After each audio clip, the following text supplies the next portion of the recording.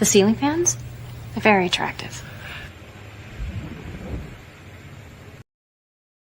I am but a satellite. Hello? Is this Gavin Newsom? Yeah. How can I help you? Well, I've noticed a lot of brush near my house, so could you have someone come clear the brush near my house so it doesn't burn down? No. Oh, okay. Well, can I do it? No. Oh, okay. Well, can I upgrade my roof? No. Oh, okay. Well, will you keep the reservoirs full? No. We need it for the fish. Oh, okay. Well, guess what? My house just burned down. Can I rebuild? No. Oh. Well, there's someone here offering me to buy the property. Can I sell my land? That'd be a no.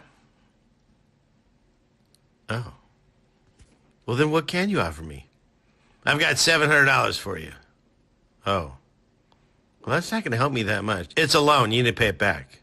Well, I got to go. I got to meet with Oprah. Her fifth house burned. Well, it really didn't burn. Her garage to her fifth house burnt down. So I need to get over there. Bye.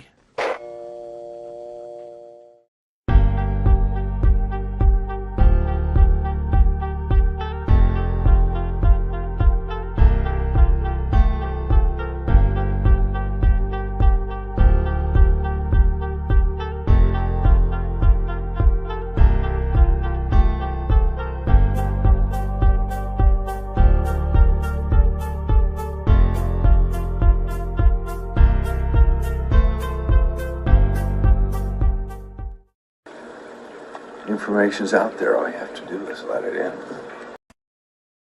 The Incredible Hulk will not be presented this evening.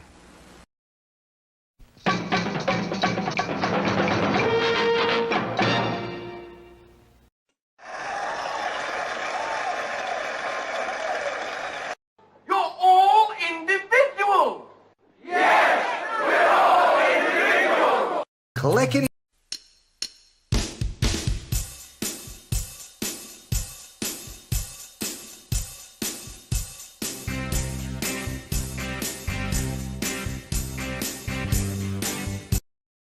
Crank up the music. Keep an eye on the back. This presentation is provided to you to amuse or entertain and not to conform or inform. The content on this channel should not be used to replace professional, financial, medical, or legal advice. All footage taken and used from public sources falls under the fair use of the Digital Millennial Copyright Act of 1998. Therefore, no breach of privacy or copyright has been committed.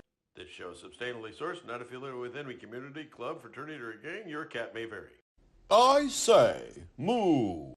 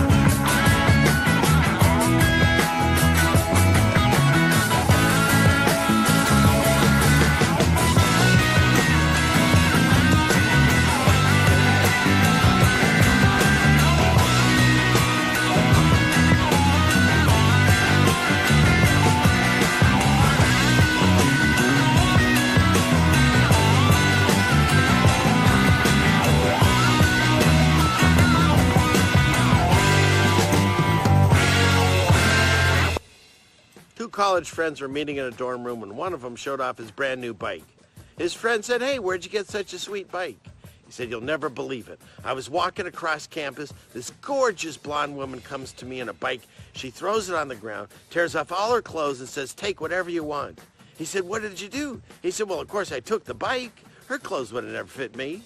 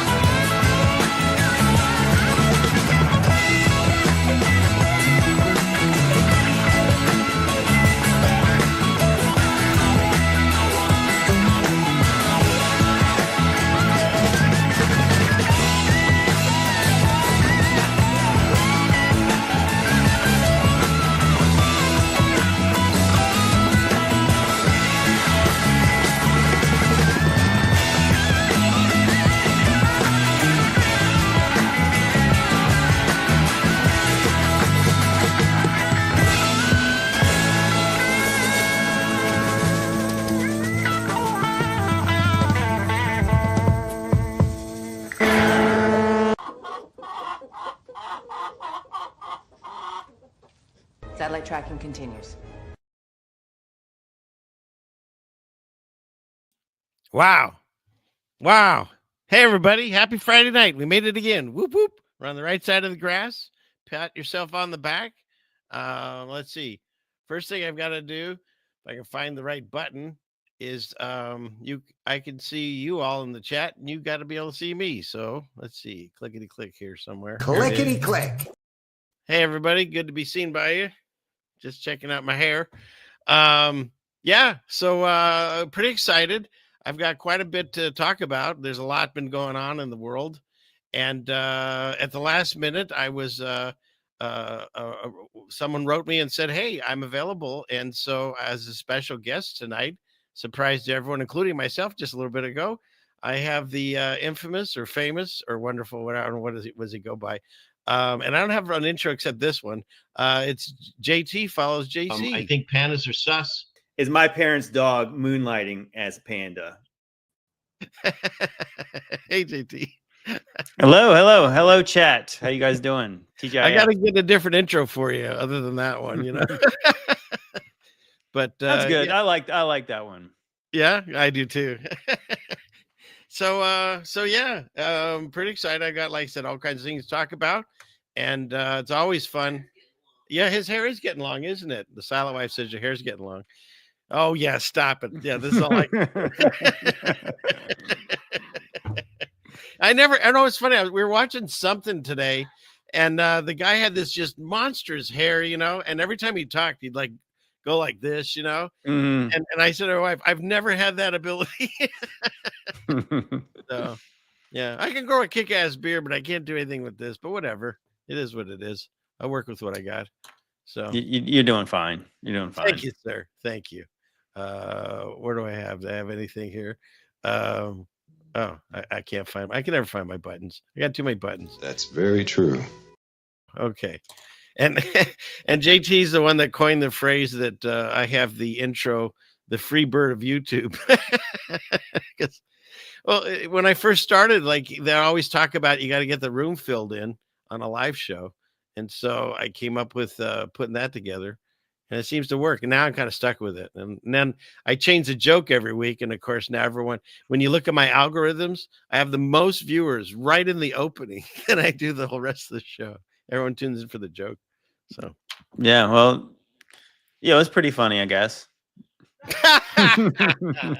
Hey, you know what? Try to find a new joke that's clean, that's somewhat funny. That it's It's it's clean, getting yeah. tougher.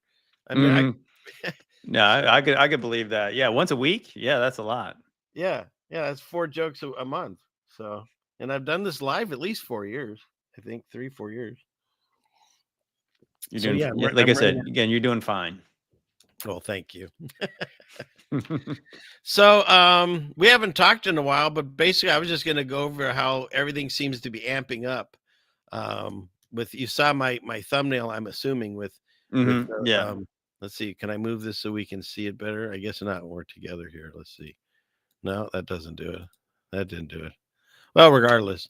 So yeah, it's fascinating to me to watch this progression because a lot of these truth channels and stuff, they warn you for all these different things, but then all of a sudden a whole bunch of them are dropping off and joining Trump and thinking he's their savior and Elon's your savior and then they got the flat earthers. That's fascinating. They're all fighting and blowing each other up with that whole fake Antarctica thing, so Mhm. they're all fighting over that. And yeah, it's just wild that people are like kind of forgetting everything and going back to the ball and going back to Trump. And I don't know, you finding that too? That I've talked about the final experiment, probably more than I even care to at this point. But like, agreed. but I think that, yeah, I mean, it certainly has caused division. That's likely what its purpose was.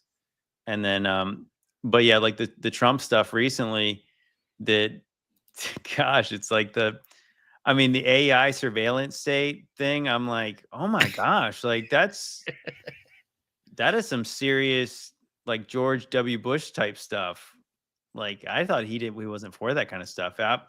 That's kind of shocked me. Actually, even the Larry Ellison Yeah, Association, I really didn't know he was like had some connection to him. I was like, oh, is he in the cabinet? yeah, it's Am wild. I the only one who thought that? Like, I thought that's really weird. Like that he's speaking for the administration this early.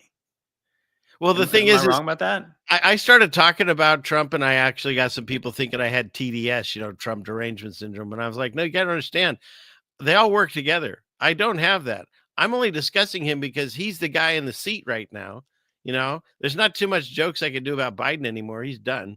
And so all the conversation tonight, a lot of it revolves around where he wants to take us. And you're like myself, we feel that the actual revelation in the Bible, that all went out and the millennial reign went out. And now we're at the very end of the book in the little season Mm-hmm. and Satan is just running his own version. Like it's like the shitty remake, like you get RoboCop in 1984 and then they do a shitty one in 90 whatever 2000. It's his remake version of whatever actually went down.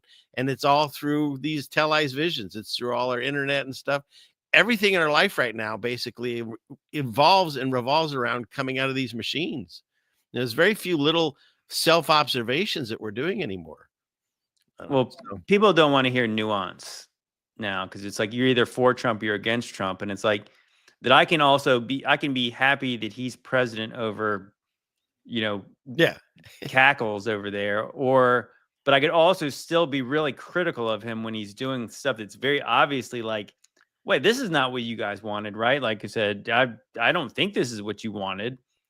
Like Larry Ellison, I mean, like, who he is, right? Yeah. I mean, I think most people don't know who he is. Well, we'll cut into that. Well, you can bring up what and I've got them on one of these thousands of tabs.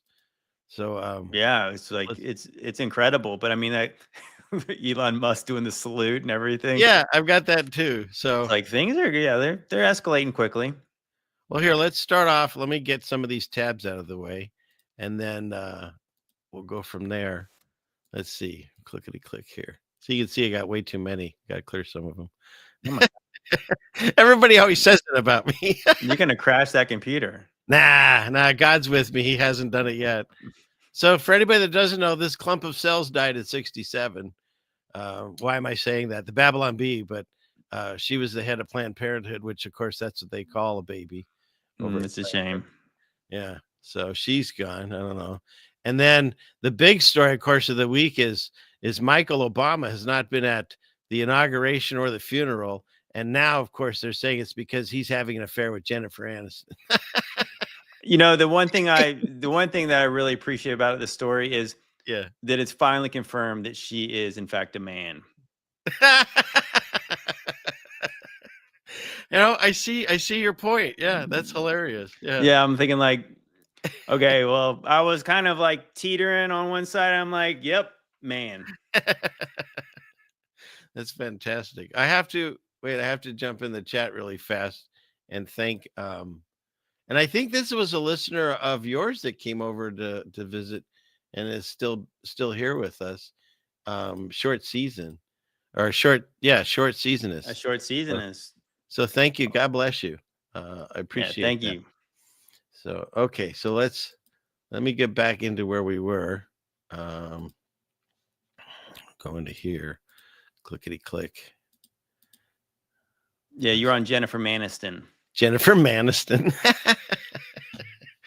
Yeah, that was a tough one for me because I thought she was attractive in the day, and that's the thing. A lot of these. Oh, you did? You Yeah. didn't know?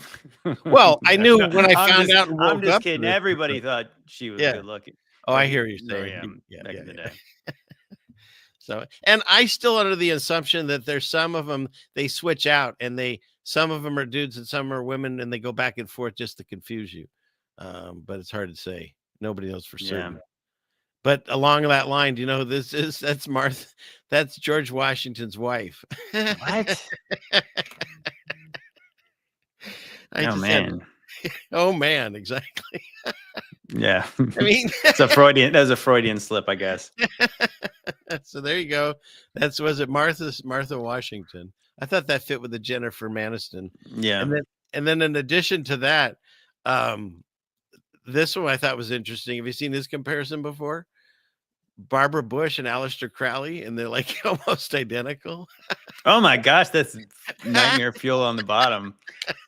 I've heard that over and over again. I mean, I've been making content for a few years now, and I many people have said Barbara Bush is related to Aleister Crowley, and I've tried to look that up, and I've never been able to confirm that. But I mean, the truth of the matter is they're all related, right? They're all related. So like, it wouldn't surprise me now. It'd be surprising if they weren't, because they'd probably be some kind of distant cousins, because they're all related. Yeah, because there's that gal that I guess she was like a 14-year-old that came up with the bloodlines, and everyone but the President Tyler. No, it's Martin Van Buren. But somebody said that the little girl got it wrong, and actually he was related too. That actually makes more sense. Like that they're all related. Okay. Yeah, you think that they would have got out of line that quickly with Martin Van Buren? I'm not sure which president he was, but yeah, they would have got. True that. That makes sense. It actually makes way more sense. Yeah, I think so. Okay. He had the best sideburns in the game, though, so it's kind of. He sure did. Yeah, he did. So I thought this was interesting. They had this little exercise where TikTok was down for 24 hours or maybe even 12 hours. It's like it barely went away. Yeah. Mm-hmm. I played the Bittersweet Symphony when it was banned. Oh, I know, because that would affect you more. Yeah. Well, it does and it doesn't. I mean, like I said, I have a kind of a love-hate thing with TikTok. So like I've moved on to bigger and better things, but at the same time, like, I don't want like that to, for the reason they said it was going to be banned, was not a good reason. Well, that's my whole point. I was bringing this up is, so Trump was the hero, and they're even in this letter, they personally thank President Trump and blah, blah, blah, right? But it seems like most people have forgotten in his first presidency in 2020, he actually put an executive order to get rid of TikTok. Yeah, I think the interesting part about the whole process of TikTok getting banned and then saved is like, do you remember when we were younger and we went to school and they talked about checks and balances? Mm-hmm. So here's what happened based on this. This is what I know about it, that Congress passed a law, President Biden signed it into law, and then the Supreme Court actually confirmed that it was actually lawful. And then the next president comes in and says, no, we're not doing that. Yeah. Yeah. Like, so what did they say that Trump signed? Was it like 250 executive orders on the first day? Yeah. Do you think he even read any of them? There were so many. I mean, well, what about when Biden was pardoning people while at the last minute while he was at the. I have that too. If I could find the thumbnail really quick, because the one that had pardoned the most at that point was Obama with like 1,900, and Biden. Well, we'll find it eventually. Biden pardoned almost 9,000 people, but he was pardoning people while he was at the inauguration at the last minute. Oh, he was doing that too. I think that's what they were saying. Like that, some of these came in at like the very last minute, and you're like, well, he's right here though. So I see what you're saying. He always did both places at once. Yeah, is he signing any? Like, it's kind of like you're signing a pardon. Oh, he just signed a pardon. It's like, but he's right there. Like, what do you mean he signed anything? Right, and then I'm beginning to get the idea that he wasn't actually the one doing all the things. Oh, 100%. He wasn't. You guys ever got that idea that maybe he really wasn't the actual president? Somebody else was actually doing the things. He was just pretending to be the president. Well, I showed it last week. He was signing something, and he didn't even know what he was like. Is someone going to fill in the date here for me, or do I have to do that? Like he'd been in office 50 years. He's been in some kind of office, and he doesn't know about this. So yeah, when he's signing 9,000, what do you call it? Pardons. He's not, someone just hands him things and he just puts a signature, or as you say, someone else is just writing his name in, because he's not reading that 9,000. Are you kidding? Yeah. He'd have to take a nap partway through. And then I love this meme. TikTok's banned for stealing everyone's information. Meanwhile, Alexa's in the corner going, Yeah, don't talk about me. Yeah.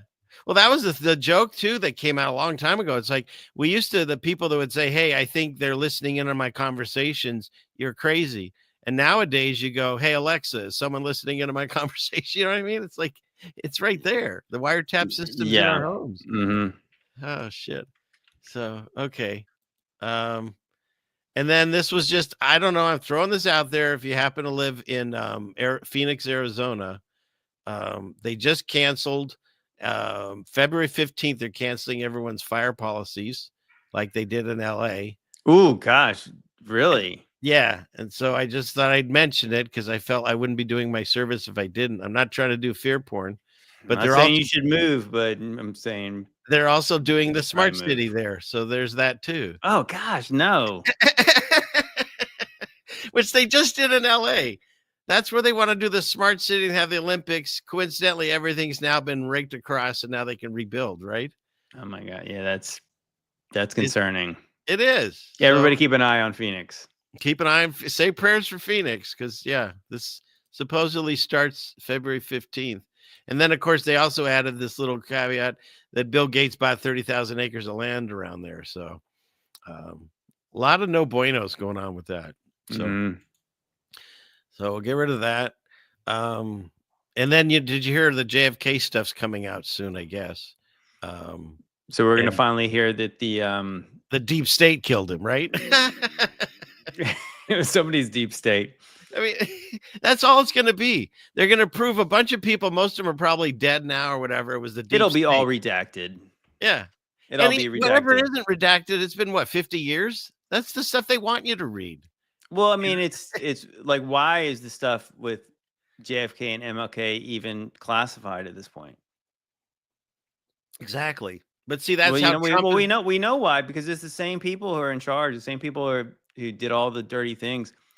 I was mentioning, we actually I recorded another podcast just this afternoon. I was talking to Brian about it, and I was like, it's like one of these things where like I grew up a conservative Republican, and I thought, oh, JFK's bad because he's a Democrat.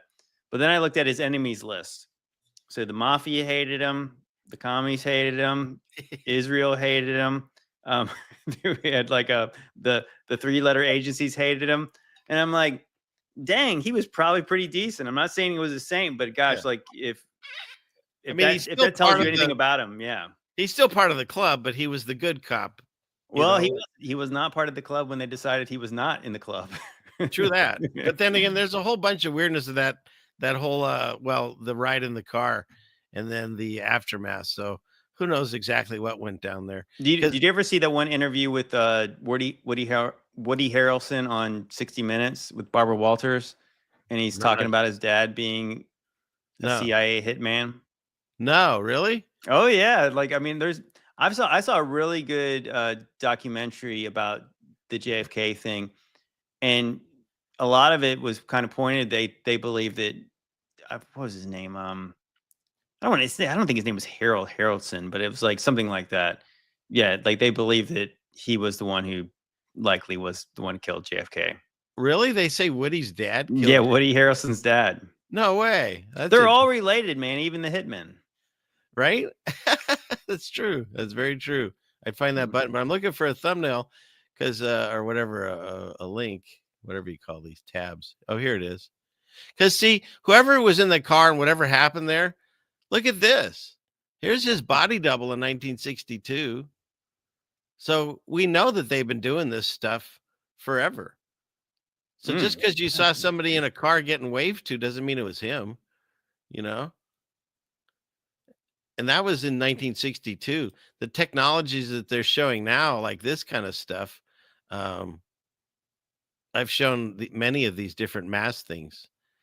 It's like right out of Mission Impossible kind of masks. Yeah, yeah. You know? And then we're seeing a lot of this where there's lines on their necks. I mean, what's going on there? Yeah, that does seem like that. I get it. They would get facelifts, but don't they typically tuck that junk behind their up here? Like they wouldn't let that the fold be exposed right in the neck. But I think they're doing it so that because it's part of that whole thing that they have to show us that we're being lied to. I mean, look at that. That's not normal. There was one where Joe Biden had a tab sticking out of his ear. That that reminds me again to go back to Jennifer Aniston. Is that remember Austin Powers is when he's like, that's not a woman, that's a man, and he's like ripping the thing. Yeah, it's like like that right there. Like if you pulled on the wig, do you think that the whole face would come off? Yeah, and there's a lot of this where you see like Joe Biden had one too, where you saw like a different part of his neck. Oh yeah, yeah, and that's on the Illuminati card shows that too. You know. Well, I mean, I think having a double is probably as old as these leaders don't want to get assassinated. I think that they've always had doubles, but yeah, so like that's what I'm saying. a Who little knows weird. who was in the car? You know, maybe he's got a farmer stand. What's that? Maybe Elon just got a farmer stand. He's working on his tractor. Oh, you think? Oh my God, that can't be real. It looks like a ventriloquist dummy. Which she's got like baby blood spilling out her mouth. I don't know, man. This is some weird stuff going on in our world, in the stage. I mean, the people don't even look the same. Look at all the different versions of Biden.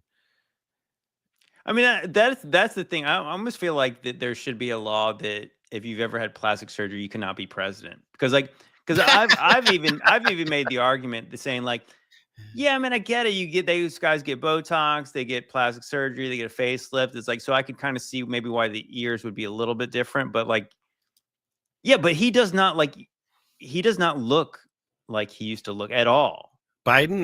No, not even a little bit. No. Yeah. And then the fact that you're saying he's signing pardons during the inauguration, that's fantastic. But once again, did you see Mike Johnson, Speaker of the House? He finally came out and admitted saying like that since last year he realized like he wasn't the one actually doing anything. I'm so like it's Wait, so what? Oh yeah. I mean I have a video if you want. I could play it for you if you want to share a screen. But he came out and he said like that he was talking about like certain kind of I don't know, some kind of port issue that Biden signed an executive order doing this thing, and he met with them and he's like, but his staff would never really let them meet alone. And then eventually like they had a moment alone and he was talking to him and like he could see Biden had no idea what he signed. Yeah, totally. He doesn't know. No, I mean, but it's kind of one of these things where like remember after the bad debate, it was like finally, oh, well, he's not well. We've been saying that for like 6 or 7 years. And then they finally admitted like, oh yeah, well he's lost his fastball a little bit. You're like, you think? We already knew when the Easter Bunny told him to stop taking questions that one Easter that like the jig was up. Like at that point I was just like, I don't even know what you even need to know now. It's like the leader of the free world was being talked down to by the Easter Bunny. I think my favorite, there were so many wonderful favorites during his presidency, but I think my absolute favorite was when he went to the Amazon jungle and he finished his press conference and then he just turned around and walked off into the jungle. Like, did you see that? It's ridiculous. Yeah, he just starts walking off. There's no path. There's nothing there. He just, like that Simpson cartoon when he goes into the head. He just like walked that. backwards into there. Yeah, he just walks off. There's so many of him walking around the stage trying to shake no one's hand. I mean, you didn't have to make jokes. You just played his real clips. It's crazy. And he falls asleep every. Those were deep fakes. I was told he's really at the top of his game.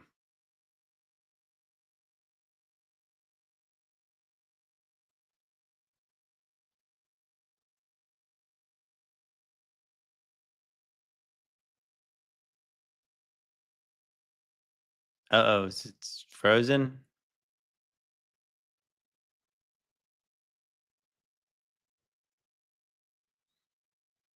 Jesus. Oh, there we are. Okay, we're back. We're back. I thought you glitched like Biden I did. did. Oh, yeah. Yeah, right. I'm signing pardons. Okay. Let's see. Maybe I get rid of some of these tabs. That'll help. I don't know. Oh, it could be. But no, they like attacking me. Could be the tabs. So I'm not a conspiracy theorist when it comes to this blue thing. I don't know what to think. I know there are blue lasers that don't hit blue things. And everyone's painting their roofs blue and all that stuff. I don't know how much of that is just nonsense and garbage, and some of it's real. But the fact that calorie of less, I think $1 million house, and it has a blue roof. So that's weird, don't you think? I mean, it couldn't hurt, I guess, at this point. Yeah, right. So I'm not advocating painting your roof blue. I just thought that was interesting. Of all the things, he buys a house with a blue roof. If you're in Phoenix right now, yeah, think about it. You never know. Yeah, that's an idea. Just saying, putting that out there. Then, of course, we had 10 inches of snow in New Orleans and snow in Florida. I thought that was the coolest picture. Welcome to the Sunshine State. And and then this we got snow here, which is rare. You did? Mm-hmm. Now, have you seen this before? That when iguanas get cold, they fall out of their spots. So they're warning people that they might have falling iguanas everywhere. It has not snowed iguanas in Virginia, so that's okay with me.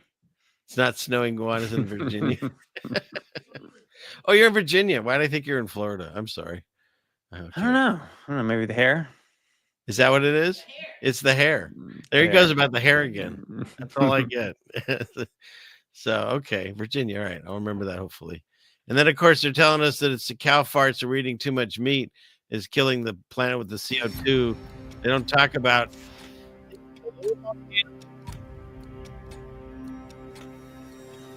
And I've had shows, and Jen and I have done shows and others, but I did that one with that gentleman. You've even quoted about it, the volcano hoax. Yeah, that's interesting. Very interesting, I think. And once again, all you see is smoke and ash. That's it, you know? So whatever these things are, they're definitely not what they tell us. Yeah, I've obviously, when I was talking about that, I was speculating that it does seem really interesting. Like the one time we're really beaten into our head about that one place that was completely destroyed by volcano. It was right after the Romans destroyed Jerusalem. And then this corrupt city was destroyed by fire. And, so and it also Mount Vesuvius, is that the one you're talking about? Or yeah. I mean, I was shocked when I heard that the very first volcanic eruption on record was Mount Vesuvius. And that was right after the times of Jesus and stuff. I think I don't believe in coincidences at all. No. So I definitely don't believe in them like that kind of judgment comes. And yeah, so what if it was sulfur from a mountain or it was sulfur from heaven, from the sky? I mean, I'm not saying that God couldn't even use a mountain to blow up, because I mean, doesn't that even kind of sound like what the day of the Lord was described as? Is a that mountains were going to melt like wax? Isn't that kind of Right. like even like what you even see with the depictions of volcanoes? And there's two other really sussy things about them. One is, well, Shapu's in the chat. I think Jen was here earlier. Jen and Shapu did a show where they found an old map that showed Mount Vesuvius as a building. So that was interesting. What? Yeah. If I can, Shapu, send me that, or I'll send it to JT, or I can show it. Yeah, that sounds. Yeah, I want to see that. Yeah. And then the second thing is I just came across this, I think it was a few weeks ago, when I was covering a story again about Pompeii, and the people that you see there were supposedly like immediately burned to ash, and we see them, fossilized and stuff. It's all, once again, man-made. They supposedly poured cement into these holes that they found, and when they dug it out, they found these bodies. Oh, and they were just like just casts of these people. Yeah, those are just casts of the people supposedly, allegedly. Yeah, and Whoa. the picture, it actually showed them pouring it in through their buttocks too. It was really interesting, because that's Satan's Okay. world, everything is about that. It was a pretty depraved city, I heard. So I mean, yeah, Yeah, maybe that maybe fits. all their asses were in the air at the time. I don't know. So, Oh, I had a joke, but I'm going to save that. okay. All right, let's see what else I have here. Yeah, and then this was interesting. They just came out, they're worried about CO2, of course, and ChatGPT produces the same amount as 260 flights from New York to London each month. What? I don't even understand how they measure that, but this is I mean, I guess they would have to be able to judge it versus electricity, right? Like that, how many the people are server- using it, how often, and like the main whatever, server or right? something, Yeah, with right? the main server. And I do my best to stay away from ChatGPT and any of those things like, Grok and all that, because I know whose technology it is. I demon gotta be honest, technology. I use it. I use ChatGPT a lot now. I mean, I use it like Google. I mean, that's like the Google I can ask a second question to now. But you notice something, I've talked about this. It's like when you and I were growing up, I don't know I'm older than you, but I would go to the library and you'd have to go to the reference books you weren't allowed to check out. And in order to do a paper, you had to do 3 different sources and then write it all out yourself. Then when the computers were up and running fine, everyone goes to Wikipedia. So someone else has already read the articles and you just, regurgitate what you see there. And now with ChatGPT, you just listen to whatever the AI tells you. And it's changing history. I mean, you can prove it. There's certain things that AI just, you ask it certain questions and it gives you, incorrect answers. But eventually those will be the correct answers, because the next generation, like my kids or my grandkids, they're going to just use that, period. They're not even going to look anything up anymore.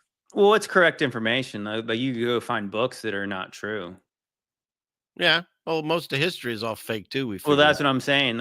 Yeah. Usually I'm trying to catch the computer in a lie.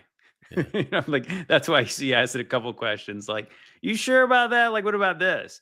And it is kind of funny to get the AI to kind of like say, well, that's a good point. And then they sort of shift gears, because it's like the first question is like Google, whatever you Google, but then you can ask it a second question. But yeah, but that doesn't make sense because what about this?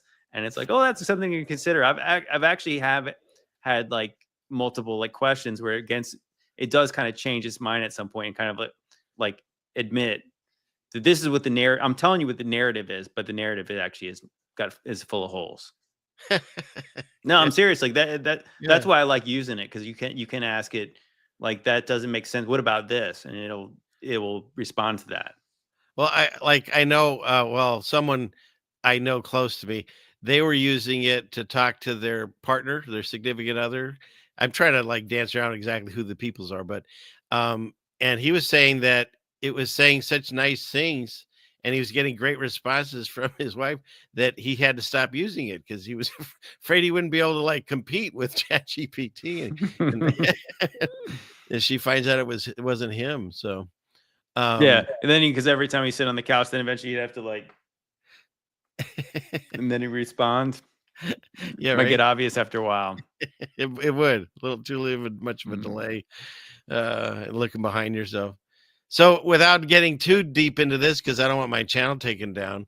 So Johnson & Johnson has just come up with a nasal spray approved by the FDA, of course, to treat depression.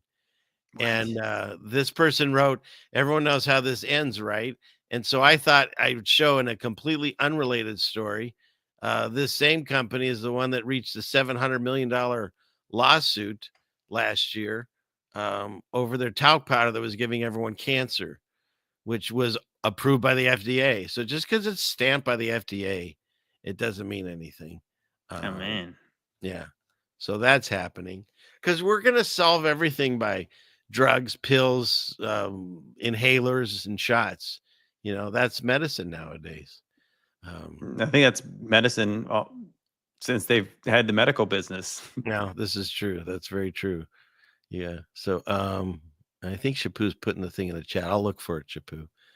But let me clear these out, a few of these. So this is kind of funny. Like I told you, the flat earthers are all fighting with each other because they went down and faked that experiment. And it's all over the internet. You can't get away from it. That guy, Jaron, Oh. that's the thing. That's the funny thing about like somebody like me is that I've never called myself a flat earther. I Yeah. still don't call myself a flat earther. I believe what the Bible says about flat earth and, or not the flat earther, but biblical cosmology. I right. believe in a firmament. I believe in waters above. I believe in waters around the earth. I believe in waters under the earth. I believe it's unmovable. I believe it's on pillars. Outside of that, I don't know the overall dimensions of it. No, we don't know the shape. Yeah, but we know. So I mean, I have an idea what I think it might do.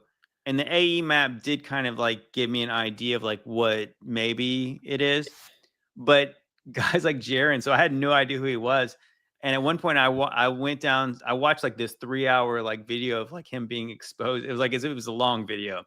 but I'm glad I watched it. And I was like, did this person, what was the guy's name? Was I think it was like Zetetic or something like that. Zetetic Warrior. I think that's what his name was. Yeah. And I was watching it and I was like, yeah, this guy, this guy. Well, I can't imagine if you're Austin Whitsitt claiming to be a Christian being associated with this guy. All the things he said, all the things he's done. I would say that based on this guy being like some kind of atheist who's also a flat earther, it's like that's kind of like isn't that like red flags right there? So who put the dome there then, bro? Like you think that just happened on accident? I'm not even sure if he said so many blasphemous things. Yeah, the one thing he said about Jesus is enough for me.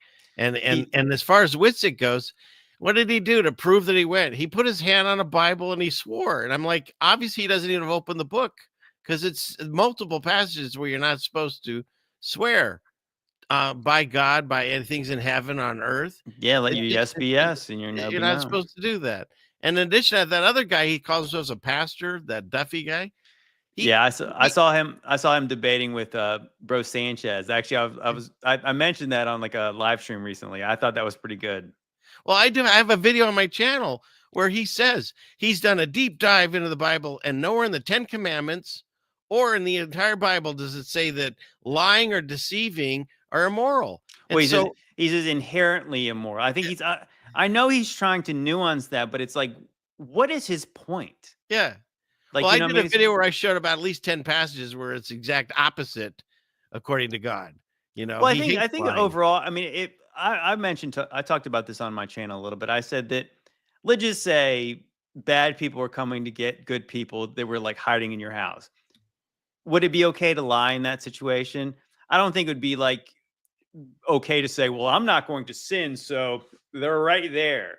You know what I mean? So like, I think that like love is the overall law. So like that love covers a multitude of sins, but lying is a sin. But you could maybe do it for a good reason, just in the same way you could kill somebody in self-defense. It's not like something you want to do, but it's like God understands because it's like why you did it is more important than what you did. But it's a bad look when you have this guy who's not trustworthy, and then obviously they're doing all kinds of weird things. That why would we trust you? It's like now you've already you put it out in the open. I think he said he's done 4 sermons on this. But like, why? You know, it's kind of like what I think I had a little bit of nuance there, but I don't feel like I need to do a live stream saying, you know, lying's really not all that bad. I think people in this community being lied to is one of the most offensive, insulting things you can do to somebody, because it's like you insult their intelligence, one, and obviously as people who care about the truth, it's just like it's so infuriating when you get lied to, and especially when they double down on lies. So like, yeah, I mean, I think a lot of people have talked about biblical Earth or flat Earth or whatever. We can't stand lies because we've been lied to our whole life. And then I don't want to hear somebody trying to have like some nuanced opinion about lying. You know, But save that for your personal conversation. Yeah, and the whole thing is like you want to pick out like a part in the Bible where, you know, they come to look for the spies, and she tells them they've left and she hides them and stuff. That's different. That's for certain, you know, God has his purposes and stuff. But to go to Antarctica and to like, and you know what? I'd seen this picture before, and you were the one that made me realize it's totally Masonic, like white, black, white, black, white. I mean, yeah, you think that's an accident? It's not an accident. Well, we'll put somebody up wearing blue on the end, so then they will not see the pattern at all. Yeah. The pattern's completely wrecked after that. Yeah. And then there's, see, the other guys that lied to us, you know, they have to wear these blankets, you know, after they have these spacesuits. You got to stay warm with the $15 blankets. But yeah, how about this? They keep showing different times when you can find the identical stuff in the sky. The mountains with the snow from 2016 matchup, and this newest one, I don't know. I haven't checked. Must have been a lot of snow that part of the trip. Look at, I mean, this is a screenshot from their video. Oh no, no, yeah, they're not lying to us at all, right? Well, that's what I was saying. I think that the most disappointing thing for probably most people who are kind of like in the flat Earth community was Whitsitt, because he's gone on a bunch of debates. He's had some good moments. And then, but to me, it's kind of like that, you know, like I'm sure like you have the same kind of discernment where like there are certain people that maybe you could work with and it might like help your channel. Maybe you could get some money if you did something like this. But I can't imagine like really trying at like caring what God thinks and caring what people in the community think, like associating myself with somebody like where I'm going on a trip with these people, because I know I'll be like, yeah, you'll be in the situation Whitsitt's in. Like you couldn't like, you don't seem like a stupid guy. So you didn't foresee like that if you associate yourself with this person and then that's going to, bad morals corrupt good people, or good, you know, bad company corrupts good morals. Like, so like you are going to be guilty by association if you hang out with these people, right? Yeah. Well, see, I have the benefit of, or I don't benefit, but I have the background. Let's say I came out of that group. Like when I woke up to, we weren't a spinning flying ball through space. That's immediately where you went to. At least a bunch of us that I know, we ended up there. And just like Alex Jones and these other people, they tell you some truth, but then they tell you some lies, or they deceive you or hold back things, which I feel is immoral, but they think it isn't. And so the one thing that they wouldn't talk about, and still don't, is that the Bible's true, Jesus is true, and the existence of God. They'll talk about all the other stuff, you know, as they're fueling a plane and all that stuff, but they'll never get to why is this all happening, you know? If why are we waking up to that the world is, history is a lie and things have happened they haven't told us, and all these things. What's the reason we were lied to? And they won't take you there. They call him the creator, which, you know, doesn't even mean anything, but they and you know how Jaron feels. So it's like that whole group, that's why I left them, is because they were on a different path. You know, I continued my truth seeking and found out, oh my gosh, this is all real. God's real. And this is all real. And you can look in the Bible and see the things that have happened in the past, the things that are happening now, and the things that are projected for the future. I mean, why wouldn't you read that book? It's still the only book that people still fight over like this. You know, nobody's arguing over the Quran or anything, really. You know, it's the fact that the times that we find ourselves in, not just the Antichrist spirit that comes out, God pours out his spirit. You know, there's a huge revelation of people, Christians in China and stuff. China. in places like that don't have the Bible necessarily, or that's underground. So yeah, so the fact that they refuse, and it's like that Pink Floyd song, they keep running around the same old ground, showing you the same old fears. And I said, I'm out, and that Jen went out too, and we kind of got shunned by that group, which is fine. That's why in the beginning of my video of my what do you call it, Freebird song, it says I'm not part of any community, club, fraternity, or gang, because I don't want to be associated with it. People were getting mad at me because I left the community and started, bad talking some of the things I saw. Oh, you shouldn't blow up the community.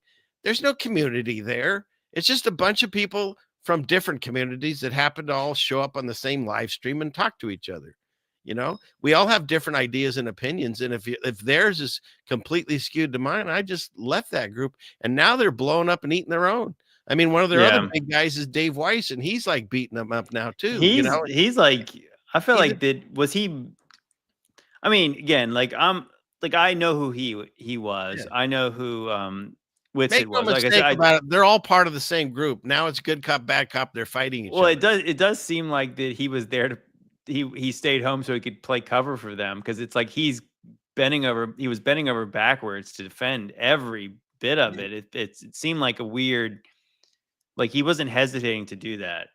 I think that's the thing. Against him. Oh, he is? Yeah, he just did a thing today. Plot twist. I can't wait to watch those videos now. He did something today. My wife keeps up on all these things, the ins and outs of it. And he did a video today where he was saying that they faked stuff. So, he's on the other side of this. You know what I mean? I wouldn't, like I said, at this point, it does kind of feel like, so to me, I thought like, well, why wouldn't Jaron grift? He doesn't believe in anything. No. You know what I'm saying? Like, and I think that's like, I think the best thing that could have happened from this is, you can separate the biblical earthers from the flat earthers. That's like, I don't happening. We don't like, if you believe the earth's flat and I believe in biblical cosmology, we have a little in common. But you and I are not the same. Like, and I'm fine to say that you're not my brother unless you're in Christ. So like, amen. So I know that if I have a person who's like shows all the fruits of the spirit and they conduct themselves a certain way, and they're more worried about talking about Jesus than the shape of the earth, then obviously if they went down there and they saw a certain thing, I'd be more likely to believe them. Versus but I have a question for you. Who's an openly, flat earther. It's like, well, I mean, so what? It's like, you're getting paid to say the earth's flat. Well, how much would it cost you to, how much would it take for you to say it's round? Right. Well, here's the thing, JD. It's to me, a whole straw man argument, because I don't know about you, but I didn't care about a 24-hour sun. I never even really thought about it. It's not a big deal. If you read the book of Job, we don't know how anything works. So whether they see it or not, it doesn't change where I live, or doesn't change where you live. They created this argument and then they disproved their own argument, and it's a complete straw man argument. But what they did is, it's not even really for us. It's for the people that haven't figured out that we're not, space is fake and we're not flying through space. It's because those people, if you were to type in, or do we live in a flat earth, the three things you'll get now to disprove flat earth. Well, Jaron's first experiment, which is on Netflix, that should tell you something, where he did a failed light experiment and proved himself wrong. And then Bob Nodello had that Globe channel. He bought this gyroscope that was probably donated, I don't even know, for like 20 grand or 30 grand to prove flat earth, and he disproved it. And now the third one is this final experiment. So by the time you see those three things where the flat earthers have proved themselves wrong, and those are also, as they call themselves, the legends of flat earth. I mean, it's the same people on both sides of the argument. So to me, it's obviously controlled opposition at this point. Yeah, I agree with that. It's funny because I just released that video. I made a video last year about this, and it was just because I started reading the Bible again, because I've been reading starting with Genesis every January. And I was just like, of course, I think the very first week I read Genesis 1, and I was like, how can anyone read this and believe it and say it's the same as the science? And so I was really kind of targeting the people who claim to believe the Bible and also believe in the heliocentric model. And I'm like, it's not the same. And so that, to me, that's what I'm really trying to get at, is like that this is not the same as what we're taught. And so I basically said, like, if you believe it's literal, you have to admit that they're not the same, and you have to choose which one you believe. And that's what I did on a live stream. I think it was like on Tuesday. I basically I went out there and I said I was listening to Rose Sanchez and Pastor Duffy talk, and they weren't really they were debating, but they weren't really debating the shape of the earth, and they were debating kind of like the why. And I was just like, and that's really like where I like to always bring things back to, is like why you believe what you believe, because that's usually what prevents people from believing things that are obvious, or like believing things that are true, and dismissing things that are not. And I thought about, and I thought it's really about like the fact that if you believe what the Bible says, and you could even believe in things that are metaphors in the Bible, but you believe it's literal, I said I feel like it's a better position to be in if you ever have to meet your maker one day and say, well, I was wrong about this, but I believed it because I believe you said it was true, versus the opposite of saying, well, I believe you said this, but I was more worried about what people would say about me if I said I believed it. And I think that's like that's kind of like your dividing rod between like what's right and what's wrong. And I think that some of these things we'll just never know. Like, so how does a 24-hour sun work on a flat Earth model? I don't know. No, I don't even know that it's flat. I don't know. I can only imagine, like, in all the creation God's created, where this tiny little part of it, like, how does it all work? I mean, I think that's what the book of Job kind of tells you, is like that Job, you could not understand all the things that are happening. Okay, to me, that's like, okay, fine. God's way bigger than us. He's got way more things going on, and we can't know it all. So therefore, we should just trust him. And that's where I'm at. Don't you find it interesting? Because all these YouTube channels, they tell you how things work. We don't even know how our iPhones are put together, and yet we use them. Most people don't know how their car works, but they still drive it. It doesn't matter at the end of the day. If God's got it, then we don't have to worry about, is the sun coming up tomorrow or tomorrow? You know what I mean? It's in his realm. And I'm going to correct myself, because apparently Weiss is still defending them. So I guess I'm incorrect with that. It seemed like it to me, but I half listened to it. But I'll tell you this, we're supposed to believe that these people are on our side, and yet he's on Roseanne Barr, and make no mistake about it, like, they're not on your side. She just did this video with this guy wearing the Baphomet, doing all kinds of gang signs and stuff. And I don't know. Dave Weiss was on her channel. I don't like to do that, because again, it's like, you can imagine trying to grow your brain on a podcast. It's like, if you got like, so if I got invited on Roseanne tomorrow, should I say no? You know what I mean? I think that, like, I think it's a little unfair to say, like, that if you go on somebody's show, because I go on people's shows that are, like, I wouldn't say are Christians. Yeah. But of course, you're thinking like the sick need a physician. So like, if they said, Roseanne said, I want to hear about the short season, would I say no? Well, you've worn a Baphomet shirt. And it's like, well, I already know she's not really that good, but you do, sometimes you do have to maybe like, okay, but whether this versus that. As my wife said, you're not going to get invited on Roseanne, because I don't think so. I don't think so. But I want to be like honest that if like people like are questioning Wes Huff because he got invited on Rogan, but it's like, it's funny because I had more followers on Instagram than Wes Huff did before he got invited on Rogan. So like, I don't know who Wes Huff is. Is he a Jesus believer or not? Yeah, Wes Huff. Oh, you didn't hear? So Wes Huff is the guy who dunked on Billy Carson in that debate. I'm sure you've seen it. Like, no, I don't watch any of those things. Oh, do you know Billy Carson is? Do you know who that is, G? She does. I don't. Yeah, Billy Carson is like he talks about like maybe like Anunnaki stuff, and he's denying Jesus, but he's this black guy. He's went on Rogan and stuff like that. He knows he's a charlatan, and he's talked all kinds of stuff about Jesus. And then he debated Wes Huff, and Wes Huff just like, he's like a biblical scholar, and he had all the receipts, and he destroyed him. And so these clips were going viral. And I think Billy Carson had famously went on Rogan. And then so eventually Wes Huff got invited on Rogan, and he's a young guy, Canadian guy. And yeah, I mean, I guess it would go by how many subs you have. Because if you've got way too many subs, then it's sus to me. I'm sorry. That's just the way it is. Well, what I'm saying is like that he literally got this opportunity to go in this debate, and then he he went viral, I think, somewhat naturally. And then it made sense. The connection of why he went on Rogan is because Rogan had Billy Carson on. He got exposed. And so probably he felt compelled to have him on. And obviously now his profile on the internet has gone like wild. But there's people on our side who don't trust anyone would say automatically this guy is controlled opposition. When you're just like, it doesn't take much. I mean, as somebody I know, I've gone viral. That if I went viral for doing something, it doesn't mean because the devil is working through me. It means that like sometimes the algorithm hits and you get enough high profile where you get invited on shows. All right. You know what? I can't dismiss that. I haven't seen that myself, but I can't dismiss that idea. Well, what I'm saying is like that. I think that most people in the community we're in, we probably won't be invited on Rogan. No.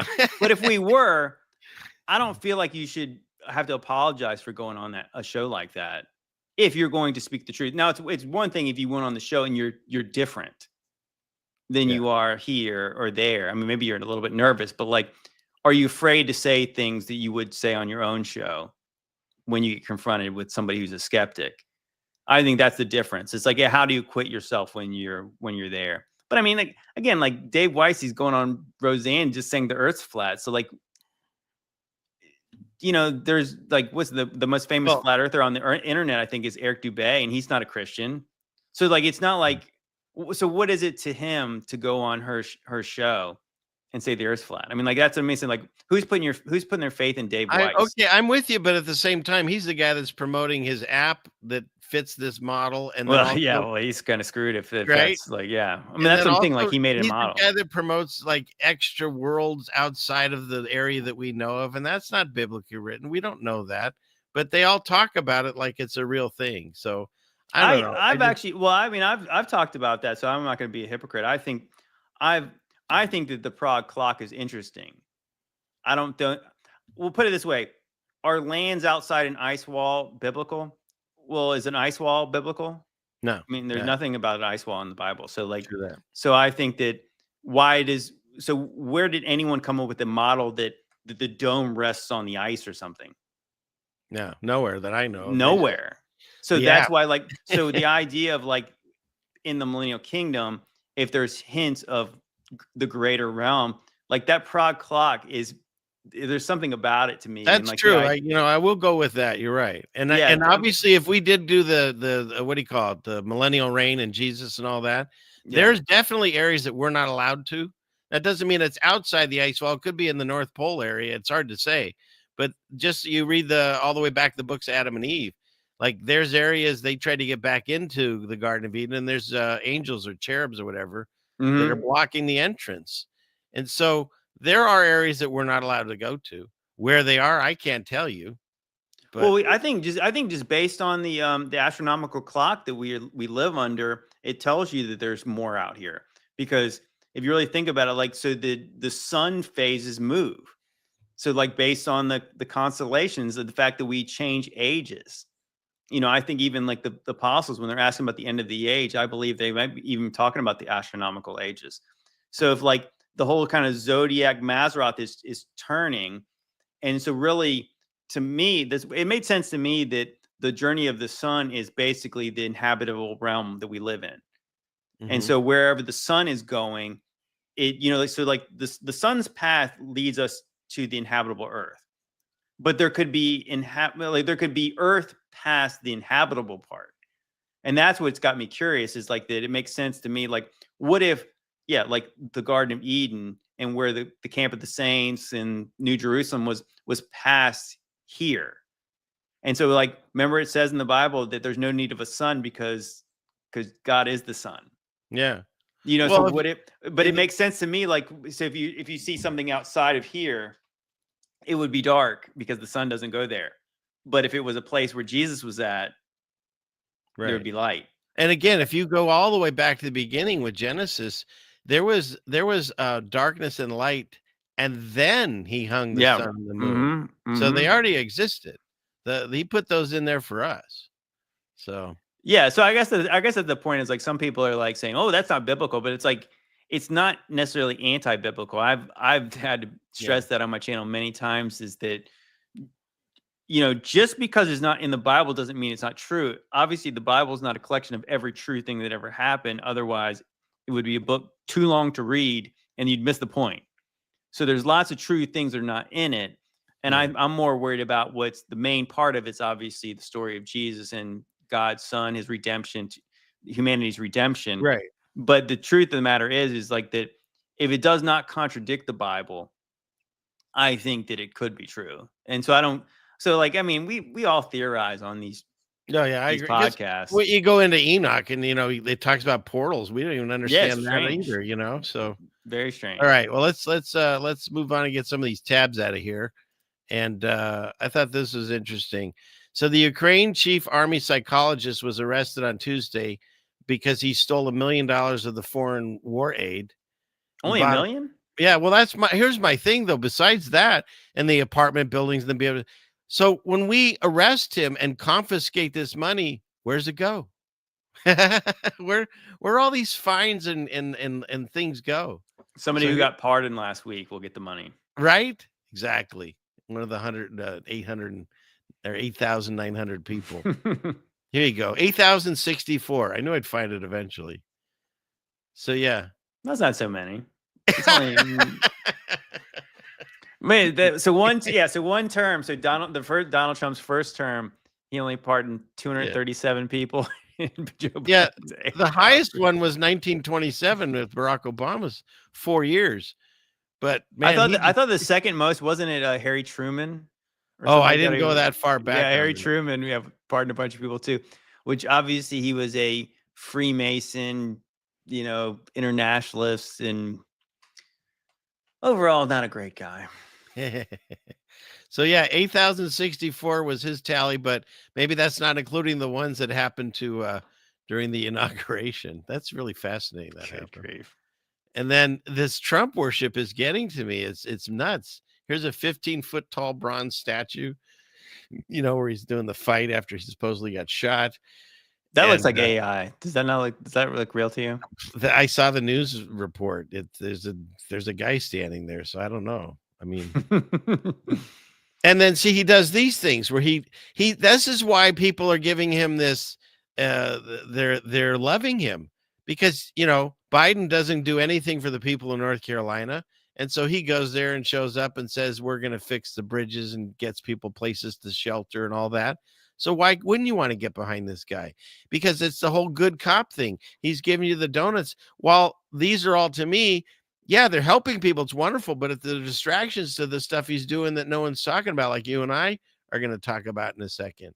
So yeah, it's a great thing he's doing. He's doing a lot of good moves and some of these agendas that have been pushed these last 4 years. But again, I think that was on purpose so he can come in and be the savior. And meanwhile, are you keeping people out or are you keeping us in? Isn't that a crazy machine? What? Is that barbed wire? Yeah. It just rolls right out of the razor wire. Razor wire. Oh, gosh.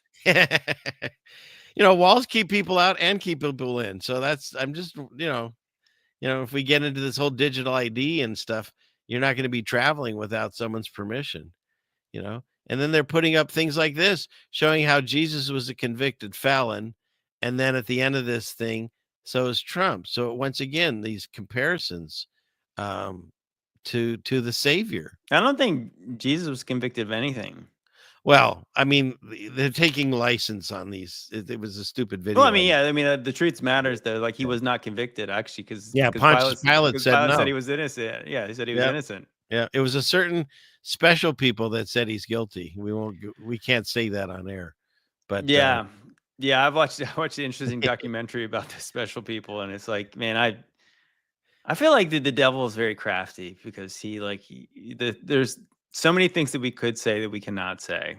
Yeah, well, who runs everything if you can't talk about it here. But well, it makes sense in the short season, like who would be the opposing force against like undermining of all Christianity, right? The people who deny Jesus, right? Spirit of Antichrist still. And look at this. So this eagle, which by the way, I don't know if this is a Mandela effect or not. It just became the national bird. Like Biden voted him in as the national bird. I thought that was already done a long time ago. But I remember specifically reading a book about how that Benjamin Franklin did not want the eagle to be the Right. national You wanted the bird. turkey. He wanted the turkey because he thought because it's interesting in the Bible that the eagles are mentioned to eat. They're scavengers. Oh yeah, they're nasty. Yeah, so you're not supposed to eat eagles because they eat dead things. And so yeah, like they're not really they're not a exclusively native bird to America. And yeah, like the turkey is Yeah. I guess But it's then, more noble or something like right? that. But then you go Not as back quite as through, pretty though. go back through history and the eagle, and it's like it's on the Roman symbols and all that too. But they're making this claim now that usually the eagle is facing the olive branch and not the war. And on the current thing that Trump was doing, he's now facing the war. So that's interesting. Not that Well, we've had but it's peace for also on so the long. but it's funny, like on the seal that was on there, it's facing the opposite direction too, though. Right on here, it's not on this picture. You're right. Yeah. So, and we can do Mandela effect later, but this is no longer an olive branch. Now the dove brings back just a single leaf. So that's weird that we all still use this as a symbol for peace when the biblical story's been changed. So, Well, I think that a lot of people believe that the eagle was really meant to be a phoenix. I think I'm frozen again. You're so good on my side. My back? Okay. Yeah, I think originally they said they want it to be a phoenix. But I think that the eagle is associated with like Zeus. And I think that's probably why it's an eagle. But again, we live in a total matrix did you see Trump and Melania both came out with a crypto coin? And the Trump coin, they're both like rug pulls. They went immediately up and then back down. But somebody, I don't know, they turned the chart on its side and it totally looks like Trump's profile. I'm sure that's a coincidence. Can you see it? Yeah, a little. I think that might be a little bit of a reach. All right. It's not quite as bad as the Hawk 2. Looks like more like Barney Rubble. Yeah, I can see that. All right, I'll give you that one, but I thought it was pretty funny. So, and then of course Kamala Harris said, I told my husband on January 20th he will sleep with the next president of the United States. So I wonder if that went down because it wasn't her, it was Trump. So I wonder if that happened. And then yeah, here you go. This is the guy. Oh wait, hey, before we do that, I gotta say thank you. Where is it? Thank you, Melanie. She gave, oh my goodness, she did it twice. God bless you, Melanie. Thank you very much. We got new subscribers. So thank you very much. All that helps. Okay, let me go back. Yeah, this creepy guy who had something talking about how people will be more in line when we get into complete like police state what do you call it, surveillance.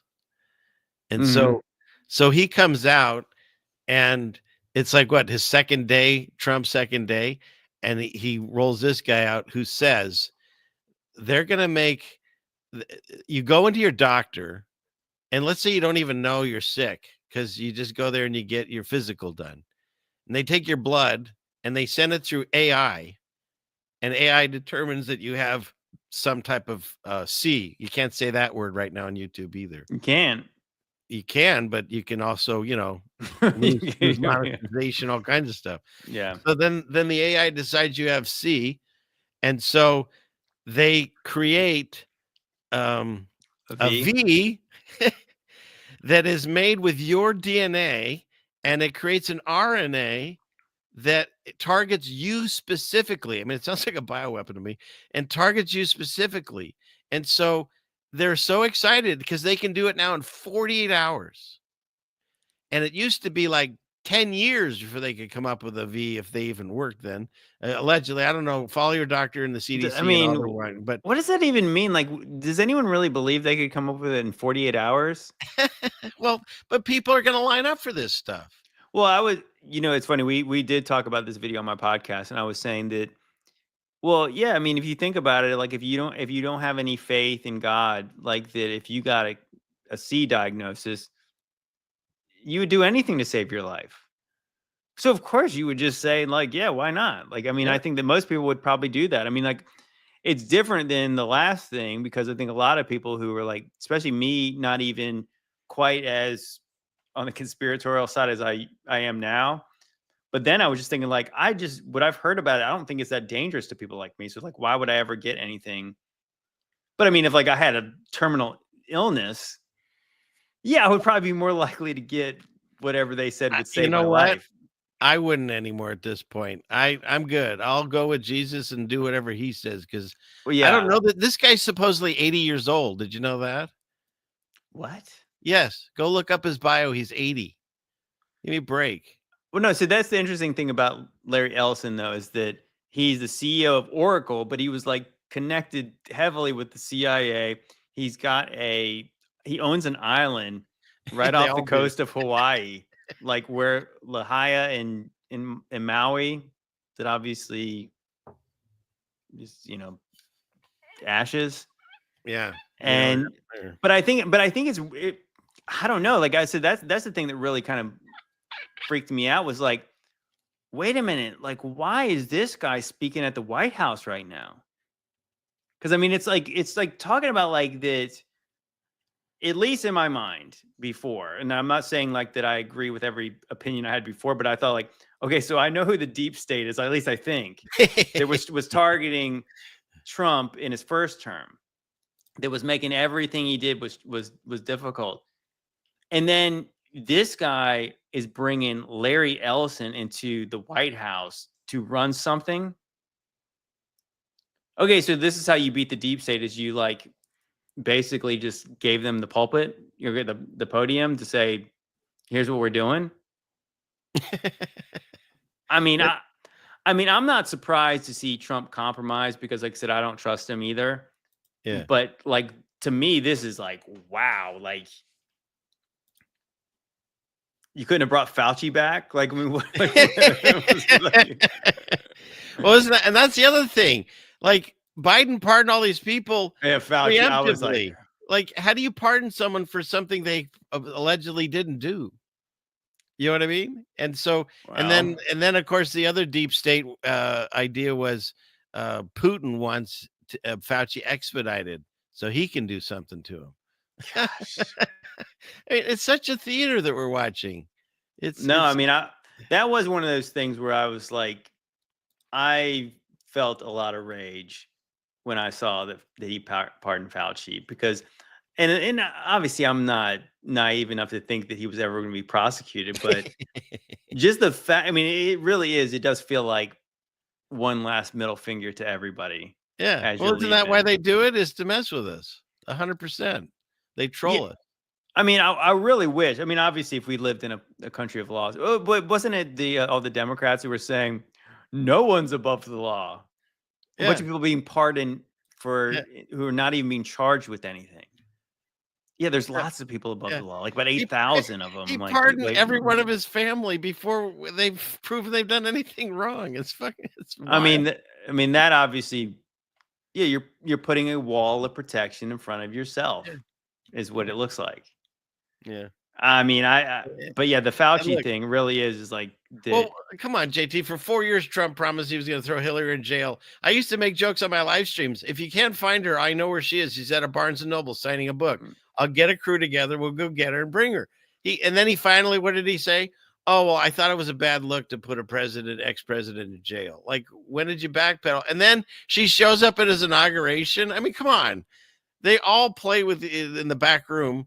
I even played at the funeral where Trump said that him and Obama, who were just chatting it up, having a good old time there, he said they met backstage. What the fuck does that mean? Excuse me. But what does that mean? Backstage. Well, a funeral. Yeah, what's it called? What was I going to say? I can't even. Sorry, I just lost my train of thought. That's no problem. No, it was the whole Obama clown. Oh, yeah, what I was going to say is like, what was not there was Michael. Michael was not there. Well, because he's upset with Jennifer Aniston. Yeah, Jennifer Aniston. So here, let's see if I can play this right. Can you hear anything? The ceiling fans? Did you hear anything? Or no? Was there? I heard something for a second. Okay, so there was sound. Okay. Very attractive. I think there's going to be a lot of breakthroughs on the medical front, particularly around synthetic mRNA. You can basically do anything with synthetic RNA, DNA. You can basically do anything. You can turn someone into a freaking butterfly if you want with the right DNA sequence. Here! I'm a butterfly! Free with my beautiful butterfly wings! I'm gonna go find me some butterfly poon! Satellite tracking continues. So there, I just made that the other day. How do you get that off of there? There we go. I thought he was supposed to be a smart guy. Did he say he right. could make somebody into a butterfly? Yeah, he said you can make someone into a butterfly with mRNA. He said it, not me. Yeah, doomed. I tell you, we're all doomed. He always says that. It's hilarious. No, I don't know. I know a lot of people were talking about it recently. I do feel like that this first week, like it's already like it's been a long first week, and I feel like that. Oh my gosh, there's a lot of black pills been handed out because it's like, yeah, what is this? Like, what is even happening? It does seem like a clown show, especially with him doing the salute and everything. It's like, was he really just trying to troll people? It's like, is that what he was doing? I think so. Yeah, I think it's really embarrassing the people on the right showing other people raising their hands like that and saying, "See." It's like, but they didn't do what he just did. No, plus people are saying, "Oh, well, he was just saying my heart, I love you," and did that. But then they found this where he tells you he knows the difference. He makes the little heart and does that for when I love you all. This is completely different. And he goes, Yeah, it's like what was that? Yeah, I agree with you. He's a complete troll and probably did it just for this controversy. 100%. I have no doubt about it. Yeah, it's a circus. Yeah, it is. Meanwhile, like this was him. What was he doing here? This is a little bit of MK Ultra going on. This is some reptilian stuff right here. One that was used by. What was that? I was waiting for like a tongue to like just fire out and just grab a fly. Right. Oh shoot. And then what? Oh, and then Bush had his moment too. Oh gosh, he looks so terrible. And then all of a sudden, like some demon whispers in his ear, and he's like, "What's that?" Gosh, that's so cringe. Yeah. Oh, geez. What else do I have? And then there's this. Everyone was at least appreciative that Mark Zuckerberg finally did something human, but he stared down at her shirt. Bezos' quote unquote wife. So we won't get into that. And then this guy, is he like this? Like Fred Flintstone only has one outfit. Does he show up to everything in this hoodie, shorts, and flip flops? I mean, I've kind of warmed up to him. I kind of like him. Tell me why. You think this? I mean, come on, dress for the job. If you're making $1 gazillion a year, at least put on a long sleeve pants and something other than the same hoodies. I don't know. Plus, this guy's changed too. When you look at it before he had his quote accident versus this guy, their faces don't look anything the same. Like the head shape's different, everything. It's nuts. So get rid of that. And then, here you go. These are your saviors. Like people still think that they're on your side on some level. It's the billionaires club. So we're going to have one billionaire save us from the evil billionaires, right? Yeah, but Zuckerberg, he's mostly human now. So I think that he was human. Yeah. Didn't he say that? He was human. Yeah. I am human. So, and then he got, besides that, how about Trump saying that Klaus Schwab is a gentleman and doing a great job? It's a great country, a beautiful country, and we have had a tremendous success. Yeah, great success. And this gentleman, as you know, he's done a great job. Thank you. So you show that to people, and the people that are in love with Trump will say, "Oh, well, he's keeping his enemies close, and he's playing 5D chess and all that." Or when was that though? That wasn't this week, was it? I don't care what it says. Davos Summit 2025. Yeah, that means he's going there. I think he said that when he went to Davos the one time, and everyone hated him after that. I don't think that was this week. Okay, but he did say this, so I don't Yeah. know. But he is pulling us out of all these things. He pulled us out of the WHO, and he pulled us out of this and that and the other. I get it. He's doing things that are, at least if you're, say, a Christian value person, he's doing the right moves. But again, then he puts up that other guy from Oracle and stuff, you know? Yeah, I think that, to me, that's... Or he hangs out with Bill Gates, who says they had a wonderful 3-hour conversation about all. Well, the he's still the, the father of warp speed, as far as everyone's concerned. So, like, why would he have a problem with Bill Gates? Exactly. And that's why I think we used to think this was like the main villain of the story, or, now we've got a super boss with this Larry Ellison or whatever that guy is from Oracle. Like, we keep getting closer to the end times because we get higher bosses, I think, like in video games. No, the whole $500 billion surveillance AI thing, that is it. I really am at a loss. Like, wow. Is anybody who's MAGA, are they for that? I don't even think they comprehend it. I mean, to me, that's like $500 billion. Like, that's seems like. And then you got the Q people that think he's sent by God because he does little circles in the air, and so every time he does one of these. Ladies and gentlemen, please welcome our new special. They go, oh, he's Q. See, what is he's real. So if he's been president this whole time, why is it so? He should not have got reelected then, because he did a terrible job this last term. Meanwhile, the Q people have completely gone off the rails. Now they think that there's this light force that's talking to Trump. Have you heard this thing? It's weird. There's these light people coming from outer space and stuff. I think they're called fallen angels. Yeah, I agree with you. Yeah, but so that's where that's weird. People have gone. Yeah, okay.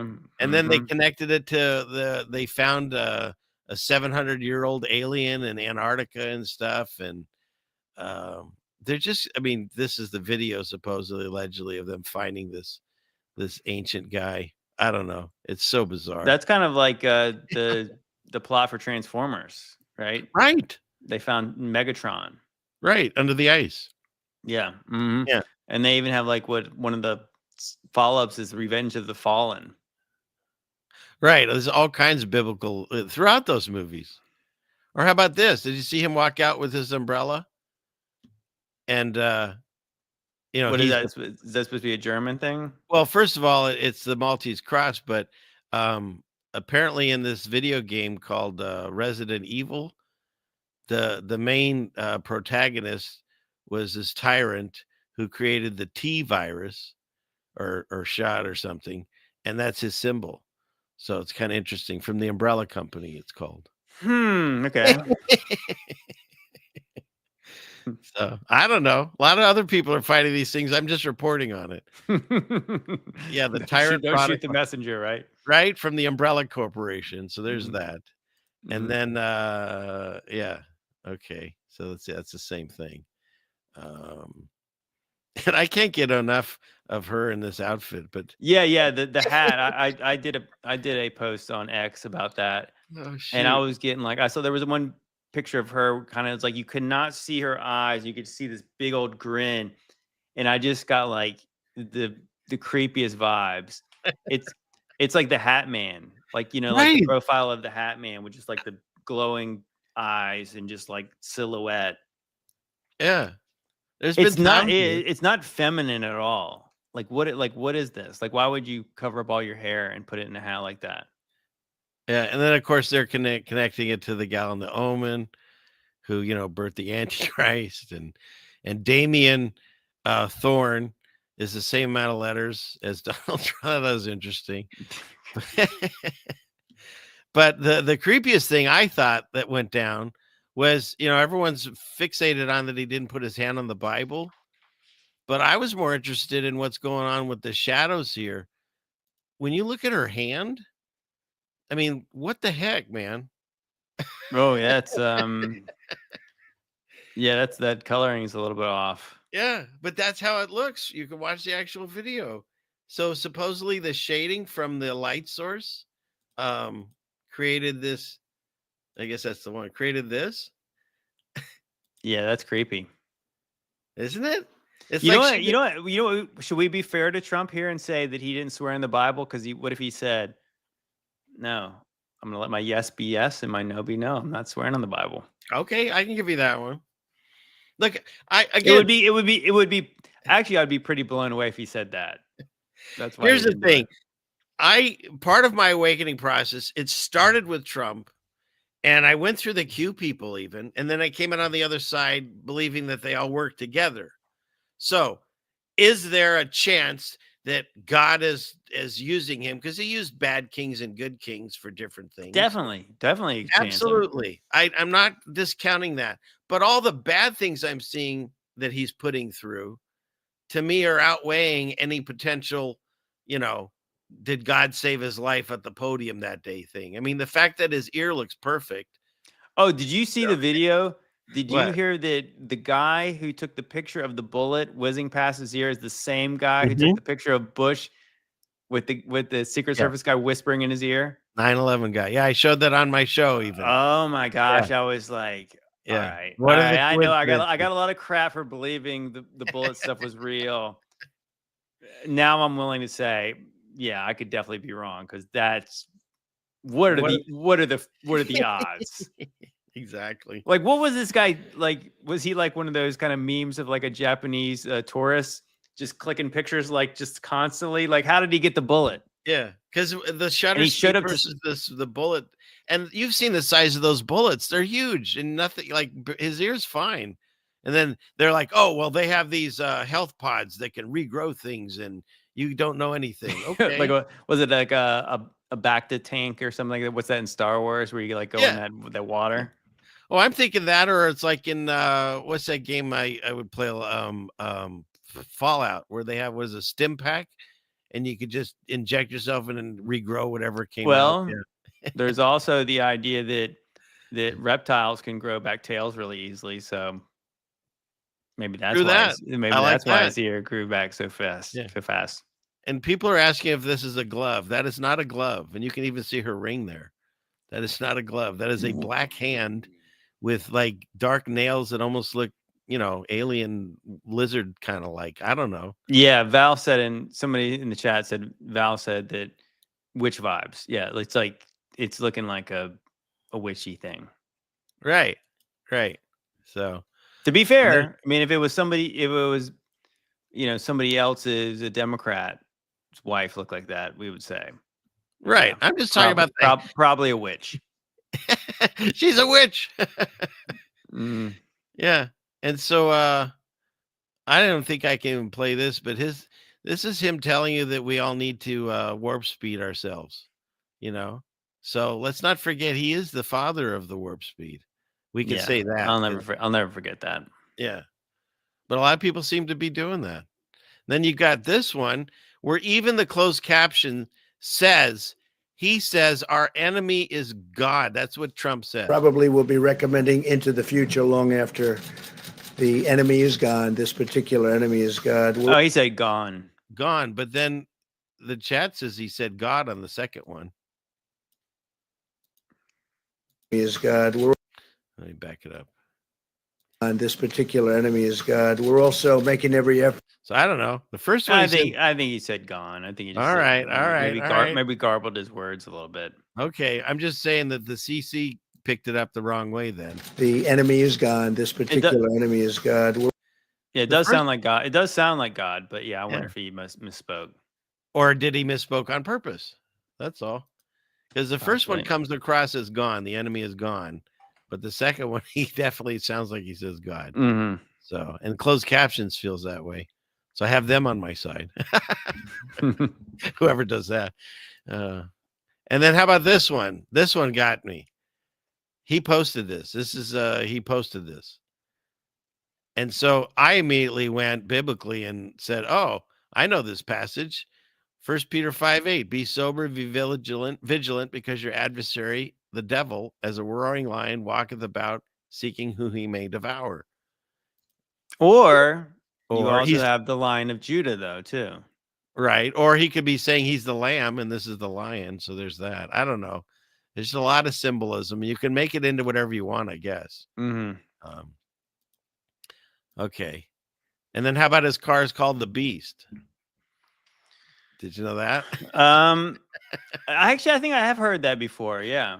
Yeah. I mean, I just think there's too many coincidences that they're either trolling us or they're telling us. It's got to be one or the other. It's not just an accident, you know? And then, of course, there's this. Oh, there's nothing wrong with that. I mean, they're kind of telling you right there. And it's even got Columbia over here, you know, Lucifer. I think, All you know, right. I think most of this stuff I think this falls into them trying to freak people out. Yeah. Revelation of the method, trying to fulfill the book of Revelation, freaking people out.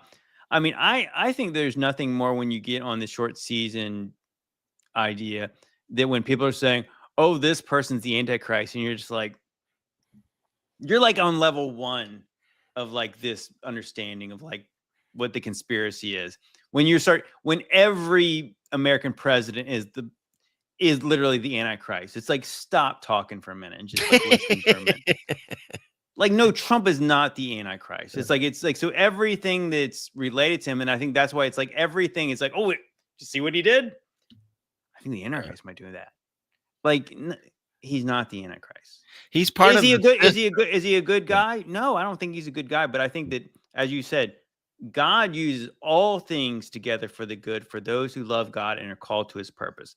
So, and Jesus specifically tells Pilate, you would have no authority unless it was granted you by God. So yeah, clearly God has let him be the president.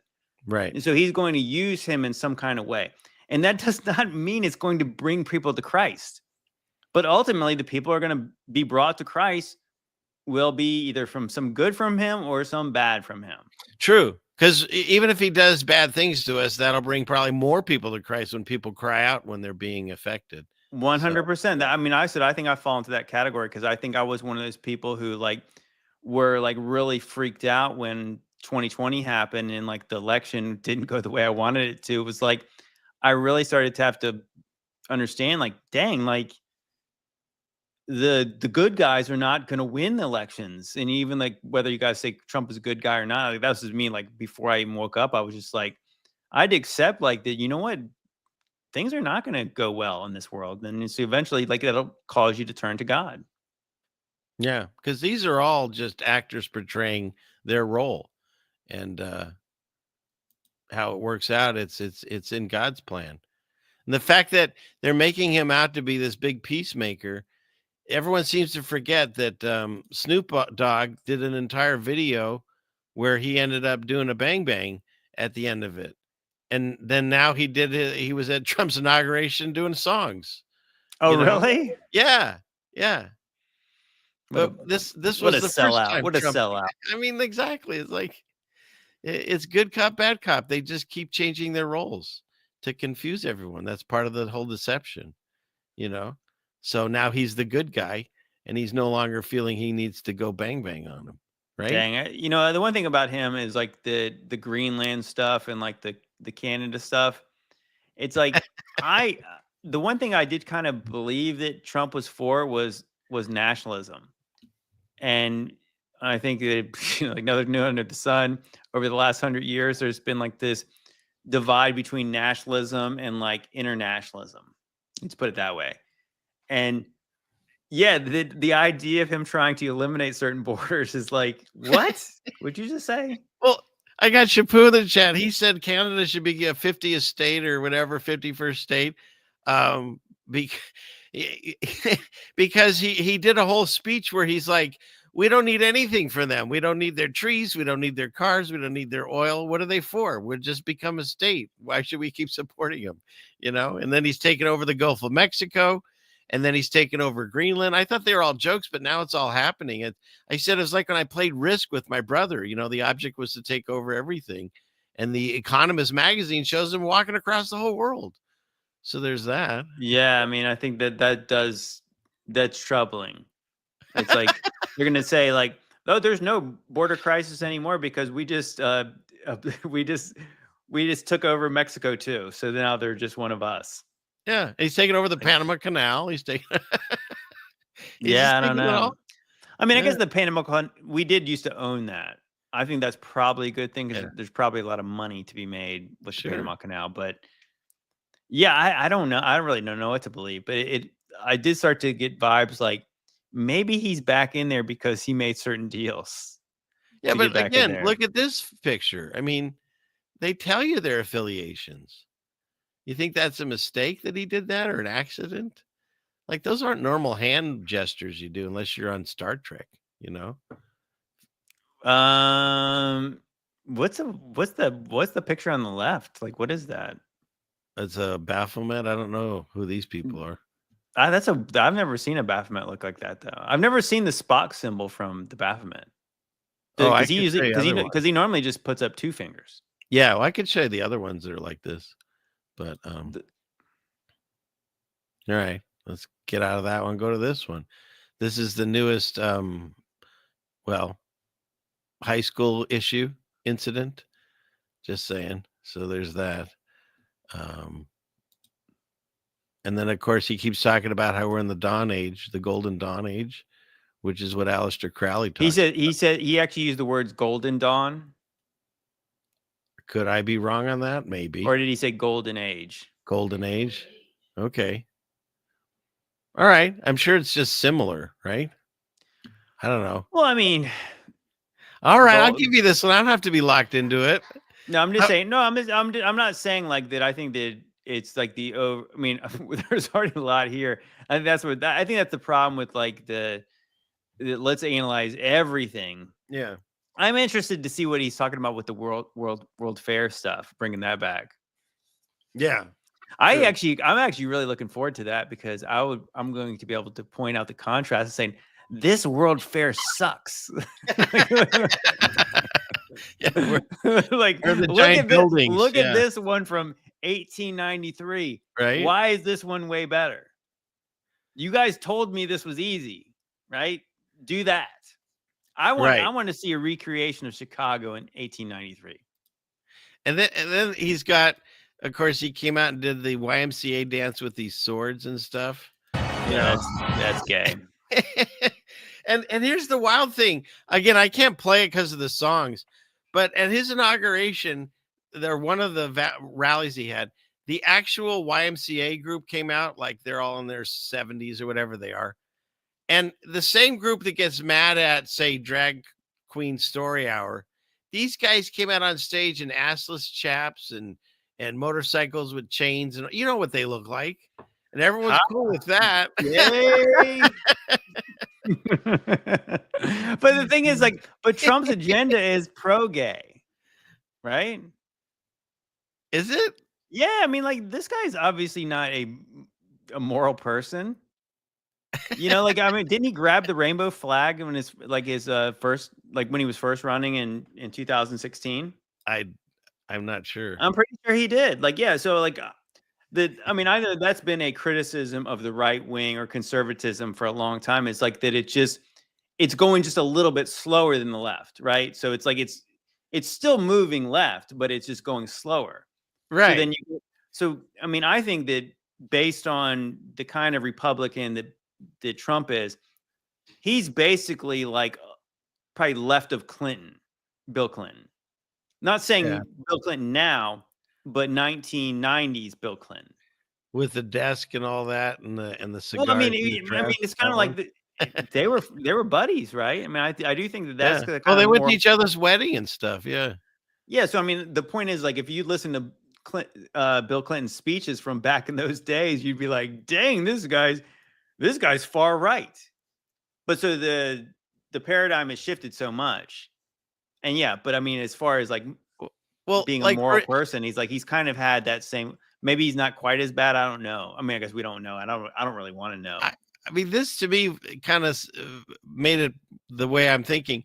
If Obama had Elon Musk as a known transhumanist who wants to put chips in your brain and as his sidekick, invested $500 billion in AI, and talked about moving to digital currency, then everyone would be in an uproar, mostly the Christians. But since it's Trump, it's okay. He's being used by God, right? So, you know, I guess you can make anything work if you wanted to, but a lot of this doesn't sound great. that he wants to do all this to us. Well, if you cannot criticize him for a $500 billion AI surveillance system, it means that that you fall into the cult of personality group, because Correct. I don't understand how anybody wouldn't. Like I said, this is something that you could imagine, like George W. Bush promoting after some kind of fake terrorist attack. I'll let you guys imagine which one that was.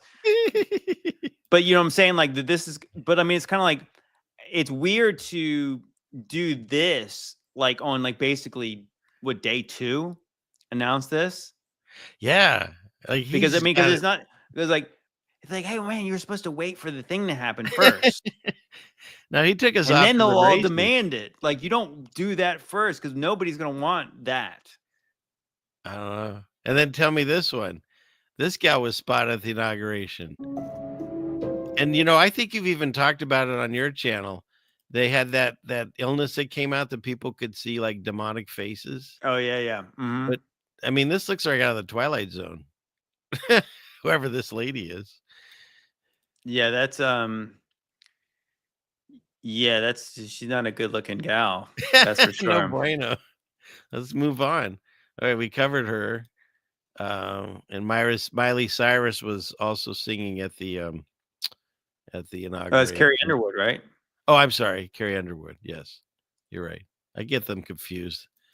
And then of course, they always have to show you who's in charge. This was the oh dang. 33 with horns. Yeah, right. So there's that. Even looks like a pyramid in the background. Right. Totally. So, yeah, that's no bueno. That's not subtle. Not subtle at all. And then she wore this, which they say is the horn god, representing Lucifer, of course. Sir Nunes. Yes, you got that. And then this one, everyone's playing. That one was like crazy. Oh my gosh. Quite heavily on. We're seeing the whole Trump. I mean, and then she even tells him, "Hey, hon, you got to stop." Okay. He's got kind of womanly hips, doesn't he? Yeah, I guess you're right. But it's like, have you ever sat with your hands at ease? That is not a normal position to hold your fingers in. It really isn't. It's not. Not in like the way. I mean, I could almost see like when some people are sitting down and just kind of like messing with their hands, but like holding it like that, in like at the level he's holding, because it's not a comfortable place to rest your hands.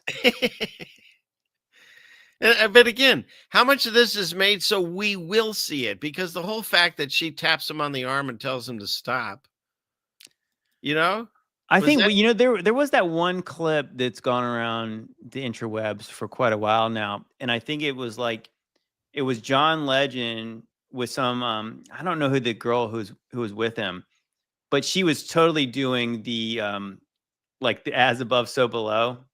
Uh-huh. You know what I'm saying? Like, yeah. And it was like he kind of like, he gave her like this, like, you got to do it a little more subtle than that. Yeah, Jeannie remembers that one. Yeah. And it was like that's what this looks like.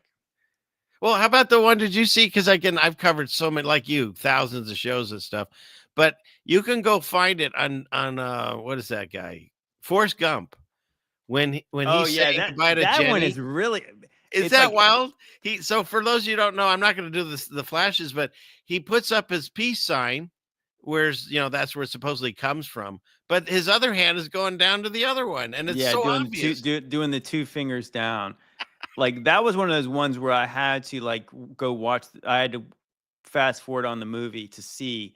Yeah. What did they mess with that clip? Because it is almost like that is so on the nose. Like wow. Yeah. It's real. It's totally real. But obviously, who could believe somebody like Tom Hanks would do something like that?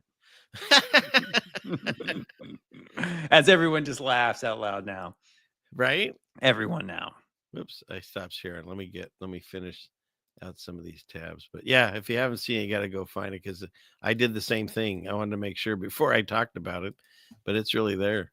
So, okay, so we covered that. And what is this deal? They got Elon Musk next to Barron Trump, and you can't find two people that look more different I can't play it's MSNBC, but like he's all happy and giddy and dancing around, and he just looks like, I don't know, he got his funding pulled for his college. I don't know. It's just Well, I think that there's the I've heard people say there's the two types of autism.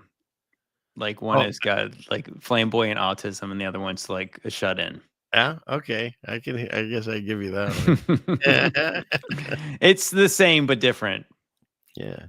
So yeah, see Getty image, you can see that thing is black.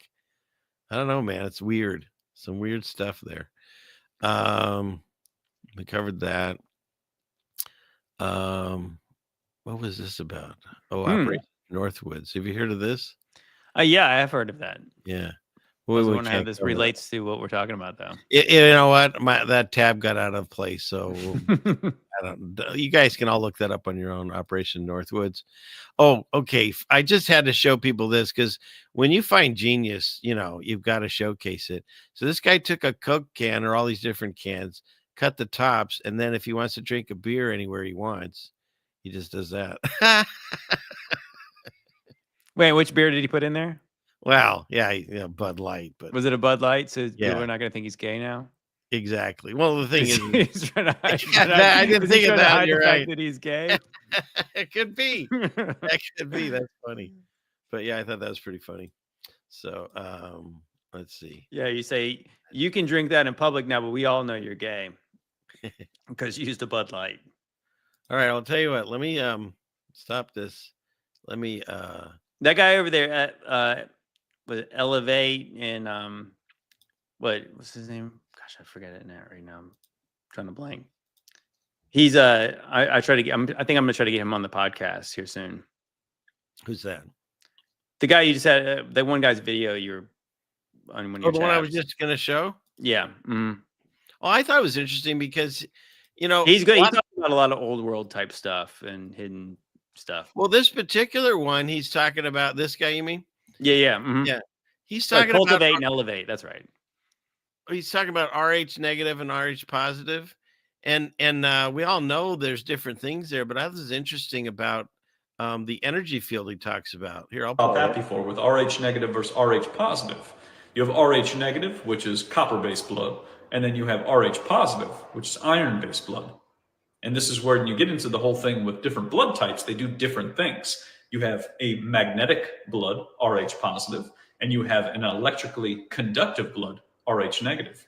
And this is why sometimes when people are using certain types of devices or walking underneath light bulbs, they start to turn off because the blood type is enhancing their aura, which is then causing malfunctions to happen with technology. Now, whether or not he can prove that or it's true, I just found it kind of fascinating because no one's been able to explain that for me anyways, because I know people, specific people, that they do this. They'll walk into a room and computers just go wonky or lights go off and things like that. And so, it's potentially because the people I know are RH negative. And so maybe he's onto something. I don't know. It's hard to prove anything. Well, is it RH negative that people think is somehow related to like the Nephilim bloodline or original bloodline? Because apparently there's antigens that have been added to everybody else that has the positives, but the original doesn't have that. I just always assume that they are carrying demons with them when the lights start freaking out because that's what we see in the movies all the time. Right, but that's not true because the people I know, God-fearing people that they have the Holy Spirit. There's no demon there, and they've done it their whole lives. So, yeah, and I know that personally. So yeah, okay, yeah. But curious, when you do talk to him, ask him where he comes up with this. Kind of interesting. You talk to everybody. It's pretty awesome. And this one I can't even show, but just I think it was a pretty good explanation of what we went through in the last, several years. And so I'll throw this in the chat, but it's interesting. We didn't see anybody falling over dead in the street like they did in China. China. Yeah. That's one good thing I like about him being back. Nobody says China better than Trump does, Yeah. Yeah. No question. There's not a close second. No, there isn't. All right, I'm going to throw that in the chat because it's not something YouTube wants me to show you, but you can all look at it at your. He says a lot of words better than Biden does, because Biden couldn't Couldn't speak. even get out a sentence. Yeah. Okay, I'm putting it in the 3 places there. Okay, so then what's left? See, we're almost got through all these tabs. And then, oh, you saw my Antarctica video. I went to Australia. We got to show that. Okay, yeah. Oh, wait. If I'm going to show this, I got to, where's the, Brian was telling me that Elon was named after the character in Werner von Braun's book. Yeah. I mean, I knew everyone mentioned that there was an Elon in there, but I didn't realize he was like, that they actually admit that he was named after him. Yeah, totally. Here, I have Mars. If we're going to talk about that, I have to play this. People are looking for it.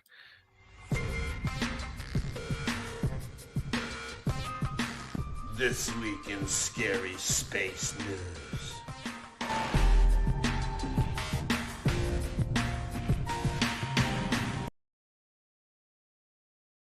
So, scary space news. We've got where'd it go? Clickety click. So the people that are saying, like, Elon is doing the Hitler salute and they're upset. Meanwhile, this is the guy that started NASA. Werner von Braun, ex-Nazi. Some things never change, right? All right. Yeah, and he wrote the book about Elon going to Mars, and the rocket ship looks exactly like SpaceX too. Have you seen that? Yeah, you're like, you want to go to the moon, all right? Yeah, like, so, I mean, this is how you do it, right? It involves Satanists and Germans typically. Yeah, usually. And then isn't it amazing that NASA always has something taking the pictures of the satellites flying around? That's one of the things that woke me up to the fake satellites. Because there has to be a secondary satellite to take a picture of the satellite flying around the planet. Selfie sticks. That's where they invented selfie sticks. Giant long selfie sticks. Mm-hmm. Okay. Or maybe it's Sandra Bullock flying around. Wait, so you did a video about the Parker Space Probe? Yeah. That has got to be this. I remember that was kind of like one of my videos. I got there's this really big account named Astro Girl on TikTok, and man, she did not like my video, and so she was kind of tearing it apart.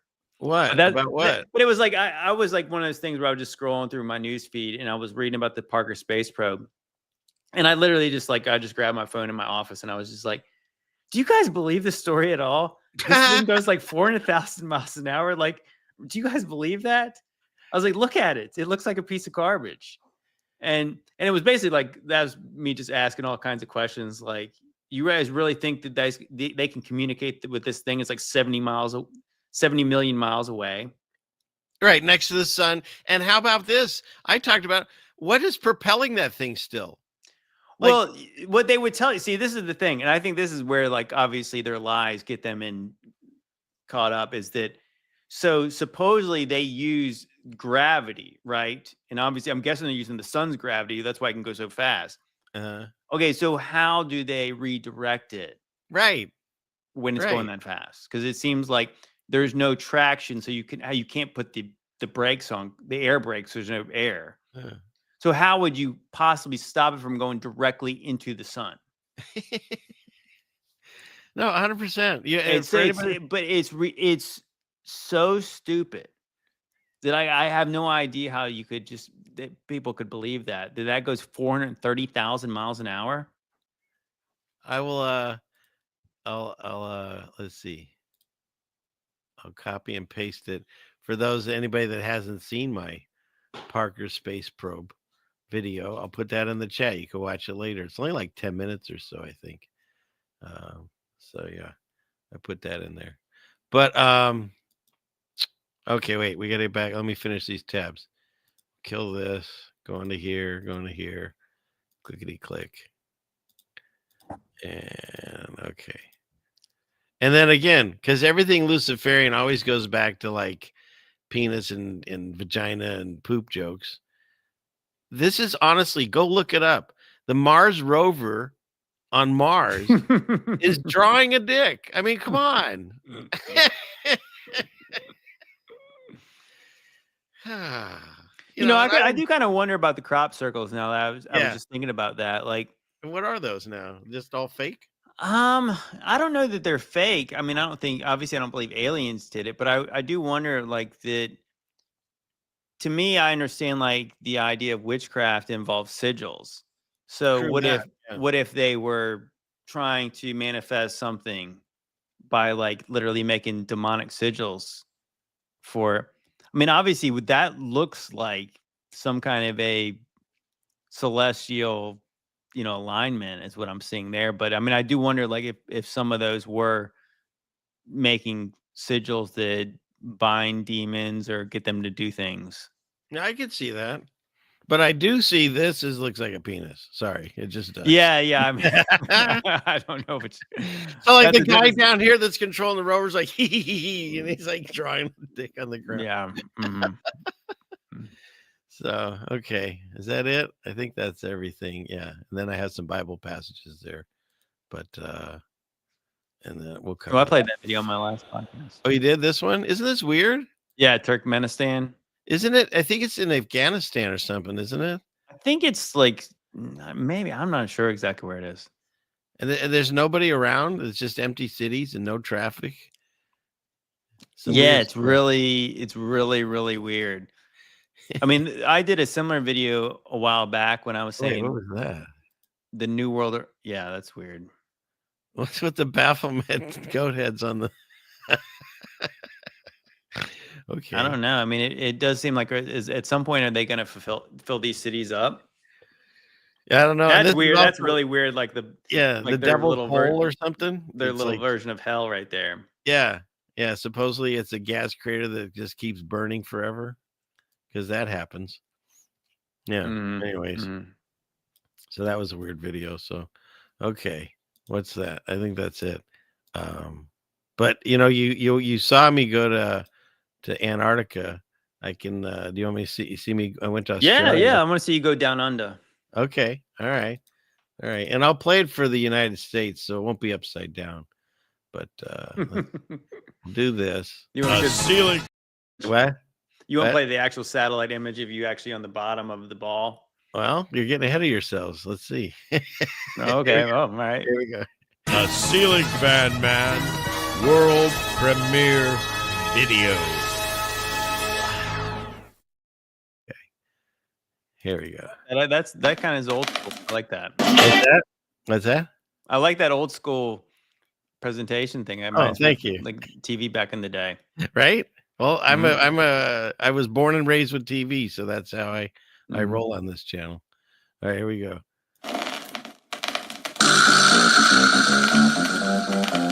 Crikey! It's news for Australians, mate. Good day. Here's your news straight from Australia.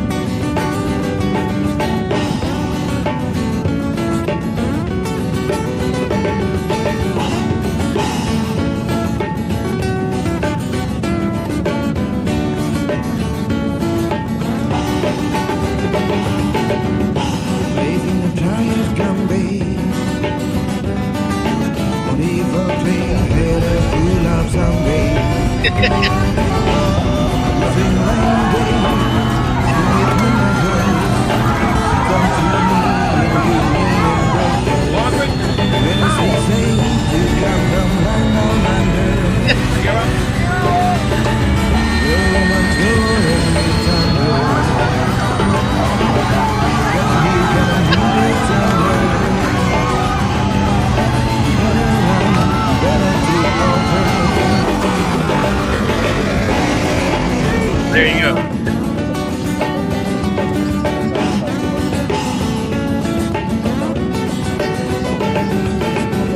Oh, crikey. Good day, mates. We made it. We're in Australia. See? They give us this at the airport. I was on a plane. I flew all the way to Australia. We wanted to see, you know, how you get upside down. And this guy, he followed us all the way back from the airport. Now, if that's not proof that I'm in Australia, bro, I mean, it's right there. It's even better than putting your hand on the Bible, which, you know, of course, you're not supposed to do. He's right there. So that proves you that I'm in Australia, that and this pin. And we went on a safari. Of course, I wore my my satchel. It's not a purse. It's a satchel. Indiana Jones had one.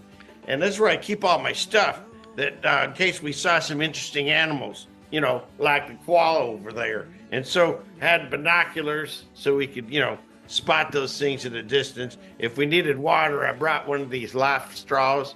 So that way, I don't know, my accent's going bad there. But so that way we have something to drink. And then, of course, I brought my Men at Work CD. It's a burn copy, but, you know, it should still work. But yeah, so that way I could converse with the natives. And of course, I brought the Rescuers Down Under. I know it's a VHS, but they said they had it down here at the hostel we're living at. And so that way I could, you know, map out the area and see what we're going, you know, where we're heading for these safaris. I also brought this one. It's a leather-bound copy of the Lord of the Rings. Now, I know that's New Zealand, but I figure it's probably going to look similar in the topography. So hopefully we'll have, you know, some use out of that on this trip. Of course, you know, in case we did come up with some wild animals, which we did. We ran into some nasty crocs, had to fight them off. But, so I brought this here knife. That's not a knife. This is a knife. No, that's a tree saw. But this is a knife. That's a knife. This is a knife. One of these is a knife. So I had that going in case we needed it. We were looking for, amongst other things, of course, the six-fingered red-headed Nephilim O-negative giant. And in case we did find him, of course, once again, we brought this so we could, you know, stick it in the ground and let people know that he's around and, you know, beware. And so we also were looking for a few other things. We're looking for, like, the Tasmanian devil, of course, the platypus. There's some weird stuff going on with those. The enchinita, the sugar glider, the kangaroo. Tangaroo? That sounds even weirder than kangaroo. The tree kangaroo, he lives in the trees apparently. The thorny devil lizard, the wombat, and the Yoda bat. Now that one I'd really like to see. So there is no try. On our quest, we brought along a pocket atlas. Of course, I had to read it upside down. This was printed in America. And we're here in Australia. See? Good eye. We're in Australia. First thing I did when I got off of the plane is I found a kiwi. It was at the airport, and I was eating it. But then they told me that it's not a kiwi. They're a different color, that this is just a rotten orange. I kept it anyways because I thought it was pretty cool. I did bring along my boxing gloves in case we do, you know, get into a fight with a kangaroo, because, you know, I hear that they're pretty good at boxing. And what else do we have in this bag here? Well, what's that? You know, I haven't been in this bag in a while. I don't even know how that got in there. But yeah, we'll put that away. You know what? Just like when I went to Antarctica, we saw the dodo bird, but once again we had an accident. One of our tree stands fell on it and killed it. So I just have, you know, no words over that. And so I brought other gear here in case. Well, if we got bitten by something. If we get bit by something venomous, I brought this here container, and it's got anti-venom. Well, it was supposed to have anti-venom in it. Well, we should be okay, I hope. Okay, and what else? We're in Australia. Everything's upside down, and we got to learn to drive on the wrong side of the road. But other than that, we decided to stick around a while. We met a man from the land down under. He was pretty cool, and he was 6'4". He was full of muscles. It was nuts. But then what happened was we heard some thunder, a little lightning, and I said to the man down under, you know, can you hear the thunder? What should we do? And you know what he told me? he said, you better run. You better take cover. And so we decided to leave early. So we're going to leave early, but we are truly here in Australia. We're going to post all of the data on how the sun and the stars and how they all work down here. It's pretty exciting. So stay tuned for the data or the data or both coming soon. So we got to pack it up and get out of here because our plane's about to leave. And I'll try to capture the moment when it goes from upside down and flips back over from when we get to America. So just reporting from Australia. Good night, mate. We'll see you soon. Bye for now. Satellite tracking continues. So there you go. That's my opus, going to Australia. But I've already been. What? Oh, that's pretty good. Yeah, you've been getting around. I have first Antarctica and Australia, but I have sharp people in the chat, and apparently the part where I said bro, I should have said mate. So they're already questioning if I went. Yeah, I was noticing the shadows were not correct. Oh, you saw that? Oh, dang. Okay. Yeah. Well, And also the panda was, or not the panda, but the koala was glitching. Well, you weren't supposed to notice that. We'll fix it. I saw the edits. Yeah. I got to fix that in post. I think that was filmed in a studio. Oh, dang it. Dang it. I've been exposed again. All right. All right. Well, let's see. That was my trip to Antarctica. We covered everything I think that Trump is or isn't and is both and is not. Oh, also, I didn't see your breath also. Well, it wasn't as cold as in Antarctica. But did you see that?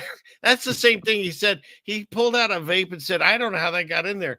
That thing is a hookah or something. I don't know if you saw it. Then I pulled out of that bag. Someone gave that to us a long time ago. And so it was like, how do you travel to, not to belabor this point again? How do you go to Antarctica of all places and not go through your luggage and not see that that's in there? And then you find it and it still works.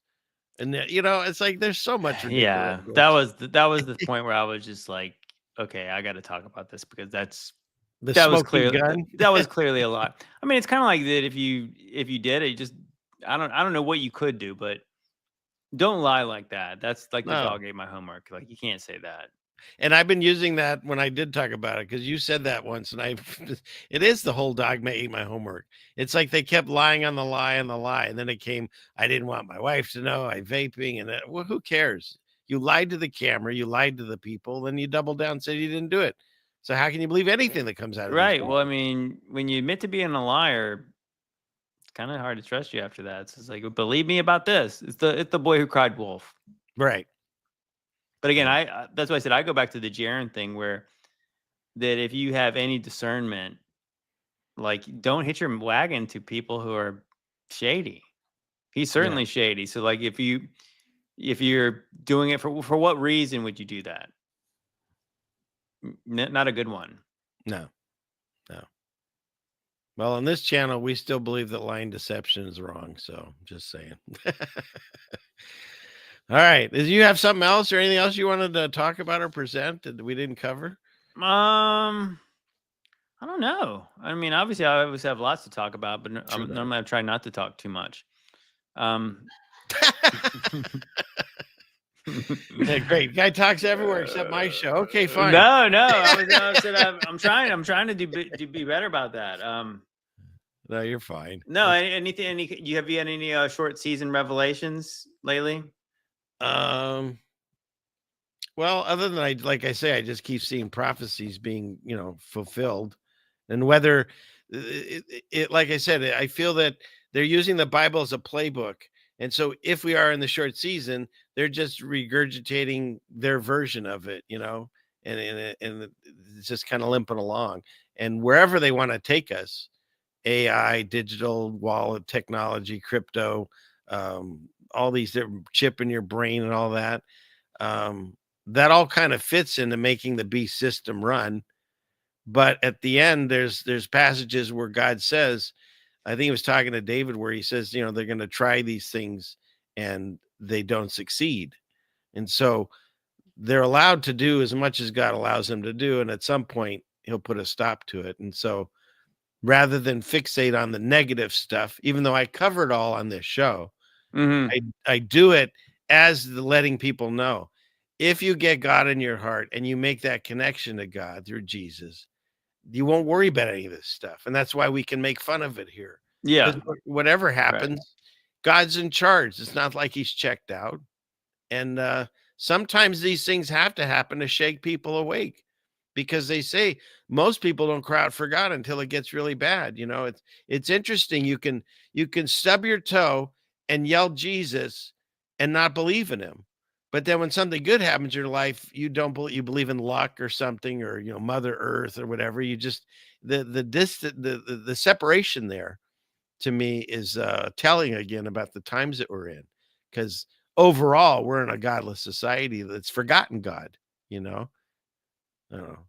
No, you know what's interesting though, that like when you really think about it, like that when some people are saying, oh, the Revelations are playbook and they're trying to carry some of these prophecies out, like which ones though, really? Because if you really think about it, it's like it's almost like the idea we've been told about what Revelation prophecy was going to be, like chips and brains and stuff like that. But I mean, is that really a prophecy in the book of Revelation, or is that just us trying to say, what's the mark of the beast? It's got to be microchip. But we've been told it's a microchip. So then, therefore, this sounds like a microchip. So therefore, this is it. It's kind of like, I do believe that the reason why certain things that could seem similar to the book of Revelation could be playing out is because God's the same, the devil's the same, and people are mostly the same. So the patterns kind of repeat, right? So like eventually if we're leading to a one world government, or the nations gathered with Satan to do a thing, then it would look sort of like the other times the nations were gathered, all the way back to like the Tower of Babel and all the things. So I do think that, I don't know, I guess it's like, I don't want to be maybe too proud of the things I've learned, but I mean, I am seeing like a lot of the futurist stuff, and it's just, to me, it is so cringe. And that's the only reason I probably push back so much against like the Trump stuff, because it's like every little thing that he did is like, you know, people, you could have like the Q people saying, oh, he planned it all. And then you could have the people who hate him, oh, he planned it all. It's like, or maybe he's just being who he is. And obviously he's not necessarily on our side. He's not necessarily totally against us either. I think he's mostly for himself. And that could be good for us, and it could also be bad for us. But well, you know, it's interesting. It's almost like the whole Elon character. Do you or anybody believe that he's actually came up with SpaceX and came up with no No, he's just the face. He's the puppet the actor put in there. And so, like you say, Trump, you know, the first strike really I got was I played the video of him as a wrestler slamming the lead, the guy that ran the WWE. Vince McMahon slammed to the ground and stuff, and I got a copyright strike and all that. He's an actor. He's a wrestler. He was on TV. He's in movies. He's portraying this part right now. And like you said, he's just being himself. His family and his whatever his agenda is, that's what's important to him. If he can throw us a bone here or there and do things that make the country go, I feel good about our country again. You've given me back the pride in our country and taken America back. And he hugs and kisses babies. You know, it's to make us all feel good. But at the end of the day, he has nothing in common with any of us. He has more in common with those people that he does the backroom meetings that he talks about, you know, goes backstage. Yeah. So it's probably more like the idea, like I said, is conservative, is being conservative, like these days, like a mainstream conservative is like going this way slower than the other way. It's not really holding down the fort. It's like you're going to just move a little bit slower. I feel like that's what Trump is, because it really does feel like that what the worldwide agenda, the international agenda to mix all the peoples, mix all the borders up, make it all even. He has been a symbol of somebody who's trying to stop that. Whether he's really for that, he has emboldened people to say, no, there's nothing. This country, what we believe it's based on is good. And the culture we have is not worth just throwing out and apologizing for everything we've ever done. I think that ultimately that would be a good thing if that's really what he was trying to do. Yeah. And I think that obviously that's what he got elected saying. But yeah, again, like I say, I can be aware enough to know that trying to, even if he is being Trump and just speaking like a, like he does, saying he wants Canada to be the 51st state and then Greenland. He's entertaining. He's funny. The guy is funny. And put it this way, like, I mean, I guess you think like the people I know on YouTube, Madeline, Old World Exploration, Chris, I like the people from Canada that I know there. So maybe that wouldn't be the worst thing in the world, but I mean, like, but it is funny, like the MAGA agenda, at least I like thought it was, is like stronger borders. So like not dissolving them. And so, yeah, so to me, it's like when you talk about dissolving borders, you're like, well, this seems closer to the one world government we've all been worrying about. So like, I don't like that.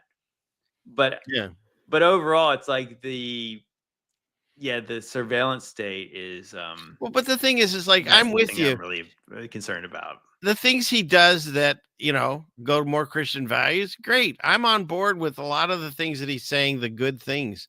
But meanwhile, like the Republican National Convention had that woman praying to some like Hindu that's god or something. It's not good. That was weird. And then he allows that. And then then now you've got this, like you said, the 500 billion going to Oracle and things. So, you get the good things, but then he's also doing these other things. So like you say, it's the good cop. I feel he's still going to want to take us to jail, but he's going to give us donuts on the way. Whereas if we've been on the Harris train, I mean, we've been in crazy town already by now. So I think that's why they made it so ridiculous during the last 4 years with the cabinet and stuff that he put in with obviously like sexual deviance and stuff. And so that way we can then say, pull back the reins and make America great again. But don't make any mistake. The first person that used MAGA, well, originally was Ronald Reagan, and they make a lot of comparisons between the two. He's also an actor. Right? And they also got shot and the whole bit. There's so many comparisons between the two. But the original use of MAGA is the top witch in the satanic order. So there's that. It's just a weird coincidence, I guess. Yeah. Yeah. No, I like I said, I think my eyes, I mean, I try to be fair because I don't just like to latch on to every thing. Because I think that's what the futurists do. They chase every headline. It means, oh, it's this, it's that, it's that. It's like, settle down. Like, so what, even if you're right, like, what does that even mean? Wait, are you trying to tell me that Jennifer Aniston's not having an affair with Obama? I'm not saying I'm saying like when you start saying she's the whore of Babylon, now all of a sudden, like that's what I'm talking about. Like, I don't think I said that, but I no, but you know what I'm saying? Like, but that's the people, that's the futurists. What they do is they try to take real-time headlines and try to correlate it with the book of Revelation. And it's like, it's embarrassing. And so that's why some people are saying like that's why it's kind of like you have to be like really kind of careful. At least I think people need to be more careful. Like when you say Trump's the Antichrist, it's like, well, he actually doesn't deny Jesus. So that's kind of like the definition of what the Antichrist is like the spirit. But wait, does he not? Does he? He doesn't openly deny it. He hasn't ever said it, and then after. Well, that's not the spirit of the spirit of Antichrist is denying it. Right? No, I agree with you there. I'm just saying, yeah. There's a video I watched where the guy proved that Trump became one of the special children several years ago, and I have a video. Well, he said he's not Christian. He said it. So. We'll put it this way: like if you ever read your Bible, you wouldn't think the Antichrist would be afraid to say that. The people who are spirit of Antichrist do not mind saying it. Yeah. So like, is he telling the truth? Is he a Christian? I'm not saying he is, but I'm saying like that. But let's just go by the definition of what the Bible says about the spirit of Antichrist. He's not that. I mean, I think that if anything, he's trying to use decent values, but yeah, then he's obviously compromised in some kind of way. Obviously, we know where the spirit of Antichrist is. Like, I mean, we know where that. But yeah, he does seem to be beholden to those. Are you saying it's in AI? I mean, basically. No, I'm not. I'm saying it's the land of Judea. I didn't know. I don't know what you're talking about. Like I said, there's nothing new under the sun. It's like what you're saying. Well, I mean, what you're just talking about, like the Wailing Wall and all that stuff. No, I know what you're saying, but I don't know what you're saying. We can't say that. We're on YouTube, man. I don't know. Well, we can kind of say Christian things, right? I mean, yeah, you can bash the Christians, you can bash a lot, everyone, but there's certain people you can't. That's just the way it is. And yes, Marlo says he's a liar. And I had this quote that I said, someone's quoting me on, is the thing about liars is they lie. So it's really easy to say anything. I mean, the devil knows scripture. He can recite it better than anyone. And the devil knows God and Jesus. I mean, he's talked and walked with them. True. So yeah. Yeah, somebody said the Antichrist is in the beast, whatever, is in the beast and the false prophet. If you believe we're in the short season, it's in the lake of fire. Correct. I mean, the Bible is not talking about Donald Trump. I mean, that's what I'm saying. Like it's like, although his name is in the Bible, people need to stop being so me-centric, where it's like that everything that the Bible is writing about is the time I'm living in. I mean, I do think that that's like why the future it's embarrassing when you're not taking on the big picture. And so like that, could this all be coming to a head where like literally Gog, Magog and all this stuff could be coming? Yes, but could it be past our lifetimes? Yes, that could also be true too. So like that, I think that part of being a Christian is being able to say, hey, guys, relax. Like, do you believe in a sovereign God? He's got it under control. So you don't have to be the one freaking out every time somebody makes a hand sign. You can point it out and you can recognize it. Like, obviously, the Eric Trump thing, it's like, he obviously just showed you who he's aligned with. Right. Who he's pledged allegiance to. It ain't the Constitution. It ain't America. It's the secret societies he's involved in. So we can be aware, but also not so, like clutching the pearls every time something happens. Yeah, I can't watch. There's some channels that they call it fear porn, but like they go over all the wicked stuff that they see in life, and I'm like, okay, you might be right on all of that or some of that. I don't know, but it's the same time, like you say, we have to focus that God's here. It's everything falls within God's plans, even if it looks negative. We have to remember that he's not checked out, and if he needs to reprimand us or certain situations and stuff, then he's going to do it. But it's not like he's checked out and he's given everything over. He's allowing things to happen, and eventually it's for the good of us. Yeah, 100%. I think maybe it's just like the fact that the people who are so hyper focused on America is like that there's a much bigger world, because if we're talking about Gog Magog, we're talking about the whole world. Right. So we're talking about a bigger group. So like the people still focusing on just what happens in American politics is maybe this is the Hollywood, right? Where this is just a show here. But the important things are happening in other places that we don't even know about because we're not told about them. Right. So it's easy to focus on, maybe is that Donald Trump's role is to be the big actor politician. So everybody knows who Donald Trump is, but there's so many world leaders, we have no idea who they are. No. Right? Like, I mean, we really don't even know what's happening in Russia and Ukraine. No, even though obviously this is like the most important thing probably happened in the world. Maybe Israel as well, but like we really don't know because we're looking at Elon making hand gestures and we're saying like, did he do that or did he not do that? I think he did it. But they even troll us in other countries. Putin just came out with a video where he was interviewed and he said if they hadn't stolen allegedly, if they hadn't stolen the election from Donald Trump, he wouldn't have invaded Ukraine. I mean, come on. He said that just the other day. This is trolling. Well, I mean, the one thing you can say about Putin, he's not stupid. So I think that, he's like everything else that's in the media and like smart politicians do. They say things in order to move people to some kind of opinion at some point. So like, I mean, he's saying something to get a reaction out of somebody, and he's obviously he's probably playing the 4D chess, right? When a lot of people are not. Yeah, fascinating times we're in. I mean, if you talked to me just 7-10 years ago, I wouldn't understand any of the things I'm talking about tonight. But when I first woke up to we're living out this spiritual battle, God and Satan kind of thing, I was sort of woe is me. Like, why?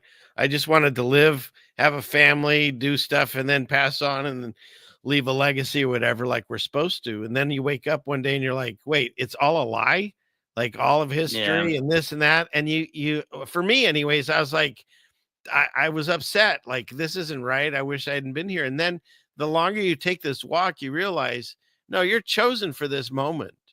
There's no accident that we're here or that I'm talking to you. I mean, that's the Spirit of God being poured out.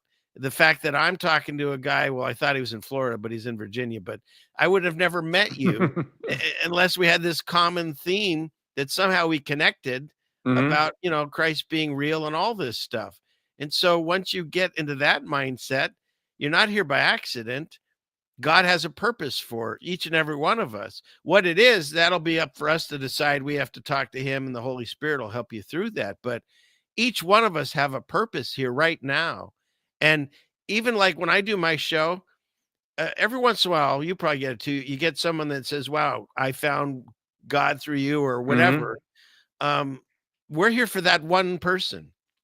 I might do a show, and thank you all. God bless you. There's over 200 people here tonight. God bless it. Thank you, JT. You really pack in the numbers. But the fact that 200 people are watching, but maybe just that one person tonight that God wanted to hear a message, and then he'll go and ask and see if he's real and find God. That's why we're doing this. You know, like one lost sheep. One lost sheep. Yeah, Jesus went for that one. And so we're obviously not here to make money. I mean, we can hopefully get a little bit to support our, StreamYard, which tripled in price and stuff and things like that. But it's the messages to get out. And there's so much the Antichrist message going out. It's nice to have God's message too, through us, through humor, through your knowledge and all that stuff. And make no mistake about it. That's why we're here, because everyone in this chat is here because God woke you up at this moment. Right? Yeah, 100%. Yeah. Like, I think that it's funny, like sometimes when people try to say, oh, you should do this, you should talk about this more, you should do this on your channel. And it's like, but yeah, like I do always get the people who say, wow, like I came to God because of things you said. And you're like, dang, you did? Because sometimes I forget. It's like sometimes part of it is just being true and just being able to maybe just explain things with the Christian worldview and like how we interpret things and just being honest in who we are. Because like I think it's like always about like that we don't save anybody. No. Hopefully, Lord willing, we can plant seeds, and then obviously God can make those seeds grow. But I mean, I do think it's awesome to be able to do that. And it's obviously that's the thing we need when it's like it's encouraging, because I think so often it's like sometimes I feel like you feel like you're on the path and you're doing what you want to do, and then like you have these weeks. And I feel like a lot of people have been kind of messaging me, experiencing the same kind of things where it's like things are feeling icky. I don't know about y'all, but I just felt like really kind of like this something in the pit of my stomach of like. Did you felt that today specifically? I've felt it like all week. Like, yeah, because my wife and I are feeling the same thing. Interesting. Yeah, it's just like I feel really kind of like, it's kind of like, again, like I'm pretty apolitical at this point. That's why I feel like I can hopefully be fair. That yeah, I mean, if Kamala was getting inaugurated this week, I would be like, it would be tough. I mean, I agree. If you're feeling like crap when she was getting inaugurated, it would be like, I wonder why I'm feeling like this. Like you would already know. But it's like, so in general, like it's better that Trump is in there than her. Whatever. I mean, whatever. Take that for what you will. Or like my thumbnail, are we boiling the frog slowly? Yeah. Well, no, that's what I agree. I agree that it's like the water is going to get warmed up slowly. So like that's better than it being boiling hot. Right. But Harris that being just thrown us right into the fire or something. Yeah, I get it. But that being said, it's like that. I remember when when that Fauci pardon thing came along, I remember being like, I was like, it almost took me back to 2020. And I was like really mad. Like that I was like, it was funny because I was joking with my, I was actually joking. I was saying like that I made a couple tweets or whatever, but I was saying like, there's so many things that I have not been able to say on these platforms I've been on through this whole time. And like, I wanted to just go scorched earth about like how mad I was that he got pardoned. And then then there was like the TikTok thing, and like my editing app got banned like during the TikTok thing. So I wasn't as worried about TikTok as my editing app. I was using CapCut and like just trying to get the stuff out and then general life stuff. And I just remember really feeling like really kind of like bringing back to like a little bit of an anxious time just like maybe not as much anxious, but more like feeling real sour. Like, and then I felt pretty good on like Tuesday. I said I felt really compelled to come on. Like I finally felt like there was a cloud lifted, and I wanted to come in and talk and talk and give them like a godly message. And after that, I still kind of felt a little bit like there's just this. It feels like there's some weight where it's like there's the things that I can kind of see, but it does seem like the direction of like the place we're living in is so. Yeah, like I mean, like this stuff, right? It's well, changing. it's like it's like that's what I'm saying. It's like maybe it is like the kind of idea. It's just uncertain now, because I know that the MAGA people think that there's going to be a certain way, but then you're seeing all the other signs of like what is happening.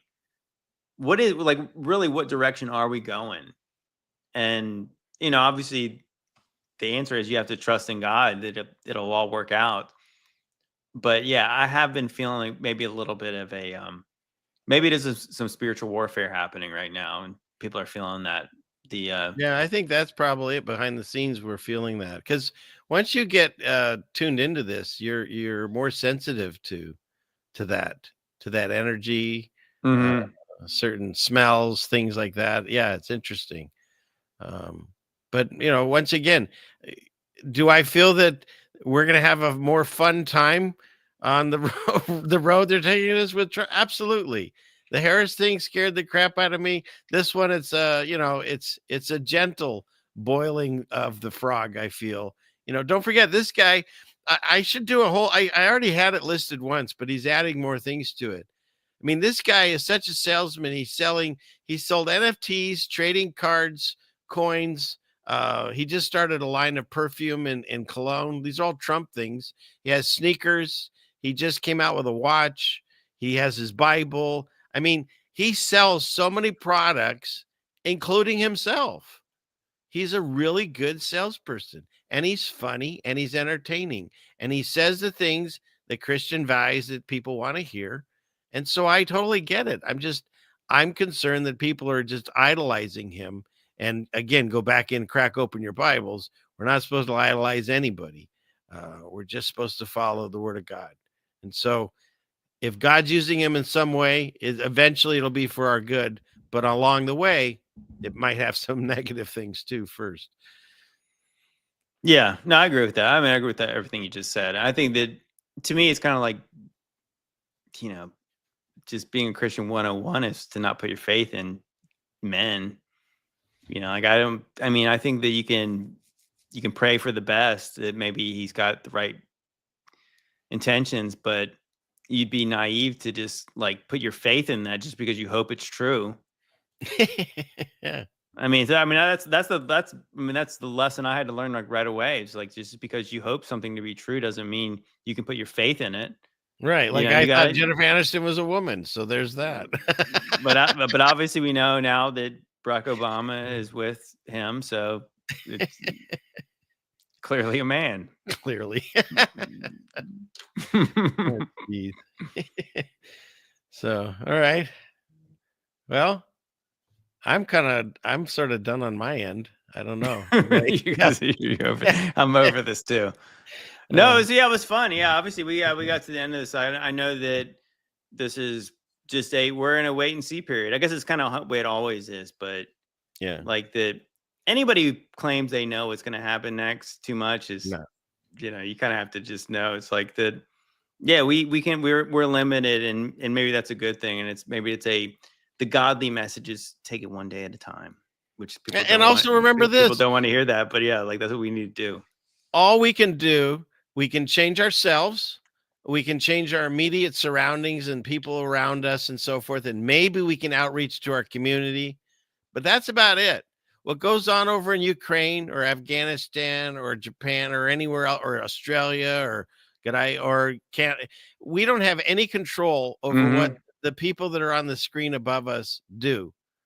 All we can do is know that God's got us and eventually it'll work out for us. But we have to have our faith in God, not in these men. Amen. Yeah, that was literally the moment that changed my life, was realizing all the things you're worried about, you cannot control no matter how much you worry about it. It's like Jesus saying, can you add one more day to your life by worrying about something? The answer is obviously no. So the yoke of Jesus is easy. His burden is light. And so really that you come to me for rest is because all you have to do is the things I'm putting in front of you, and pray to me, let me take care of the rest. And it's like, to me, that's like, that really is what it means to be a Christian. It's like trusting in God, letting him control the things you can't control, and then obviously just concentrating on the things that he puts right in front of you, particularly the people he puts in front of you.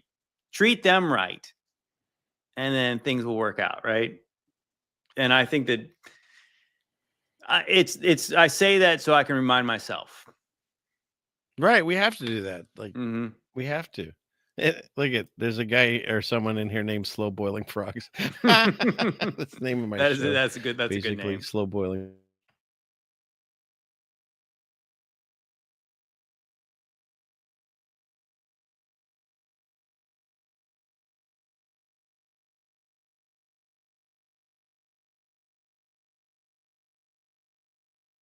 Uh-oh. He was slowly boiled. Is he only frozen on my end or y'all's end too? Yeah, he's cooked. I knew he wasn't real. He was glitching in Australia too. Well, now this is the JT Follows JC stream. Yes. What do you guys want to talk about?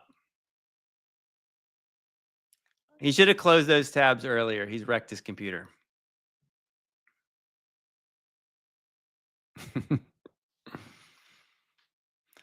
Oh, is it just me now? How about that? So it really is my show now. All right, guys, what do you guys want to talk about? We should talk about, I could share some videos. Maybe I could share the screen.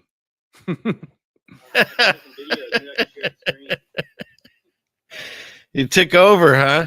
Yeah, I was about to say, I was like, man, we were starting to have to say some videos. Like I wasn't prepared. My very first live stream I ever did, I had this gentleman on, his channel was called System Failure, and he joined my stream, and then I said, okay, good night to everyone. And I shut it down, but I'd never done it before. So I just turned off the stream or whatever. I didn't end it. So he was still there. And so then I left, and I was hanging out with my wife, drinking a coffee, going, yeah, that went pretty well. And all of a sudden I hear him up there going, hello, is anyone here? I'm all alone. So yeah. So thanks for at least handling it while I was gone. We can only talk so long about God before they shut down the streams. So and I did close all the tabs, but I did want to, I forgot, and I can't forget this. For anybody that's interested, my wife does make the most wonderful natural soaps you'll ever have. And so I'll put that in the chat if you want to. It's a way you can support my channel, and also get some great soaps that don't have a bunch of they're made with slowly boiling frogs. Well, that's not true, but that's fake news. Sorry. That's fake news. All right. So you have anything else, or are we good? No, we're good. We're good. Let's play the outro. Okay. I'd love to do another show with you, or if you ever have one of those group chats, if you think that I could throw something in there, let me know. Yeah, maybe I'll have to get you on a mixtape. I think those are, if you guys have seen those, I've been releasing one of those a week, and it's just kind of fun to just riff on just the video, just watch it. I mean, it's kind of like this show. You just like, here's a video. Let's talk about it for a second. Sounds good. All right. Well, once again, thank you for being on the show and bringing all the people that follow you over here. It's much appreciated. You've been a very kind brother in Christ, and I'm so happy that I've met you. So Of course, man. Yeah, like I said, likewise. I wouldn't come on if I didn't enjoy talking to you. So appreciate everyone. Obviously, if anybody followed me over here, thank you guys for joining. Thank you for Ceiling Fan Man's audience for putting up with me. You didn't get just him exclusively. Sorry if I talk too much. no, you But didn't. yeah.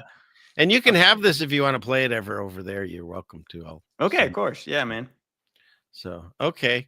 The two things I want to finish, I guess, just I'll just end with a prayer and say, Father in heaven, please watch over us through these times, these crazy times we find ourselves in. Guide us with your wisdom through the Holy Spirit. Give us the grace, give us the patience, the understanding, and the joy, so we can continue through these times and help others that are still trying to understand what's happening and help lead them to Christ. And so thank you for the blessing of allowing JT and myself to do this, and others, and continue to guide us with love in our hearts, and protect us from all evil, and bind and cast away all demonic forces that come and attack towards us or our family or friends or loved ones, and continue to guide us through these times. We thank you in Jesus' name. Amen. Amen. All right. So with that, you get, where is he? You get this it says with his knife in his leg. Class is dismissed. Yeah. All right. And then God willing, we'll do this again. I know I'll be back next Friday, but hopefully we'll do some other shows together. I really like to say I enjoy talking to you. So thanks again for coming on. All right, guys. God bless. I'm out of here. I'm the satellite.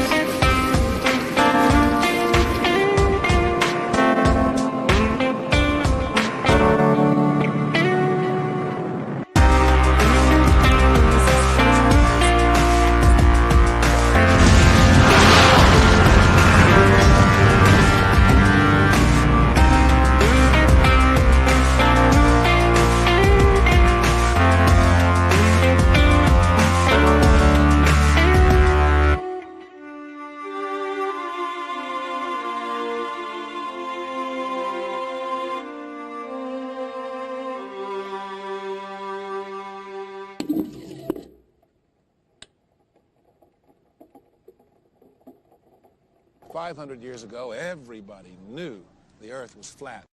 Satellite transfer complete.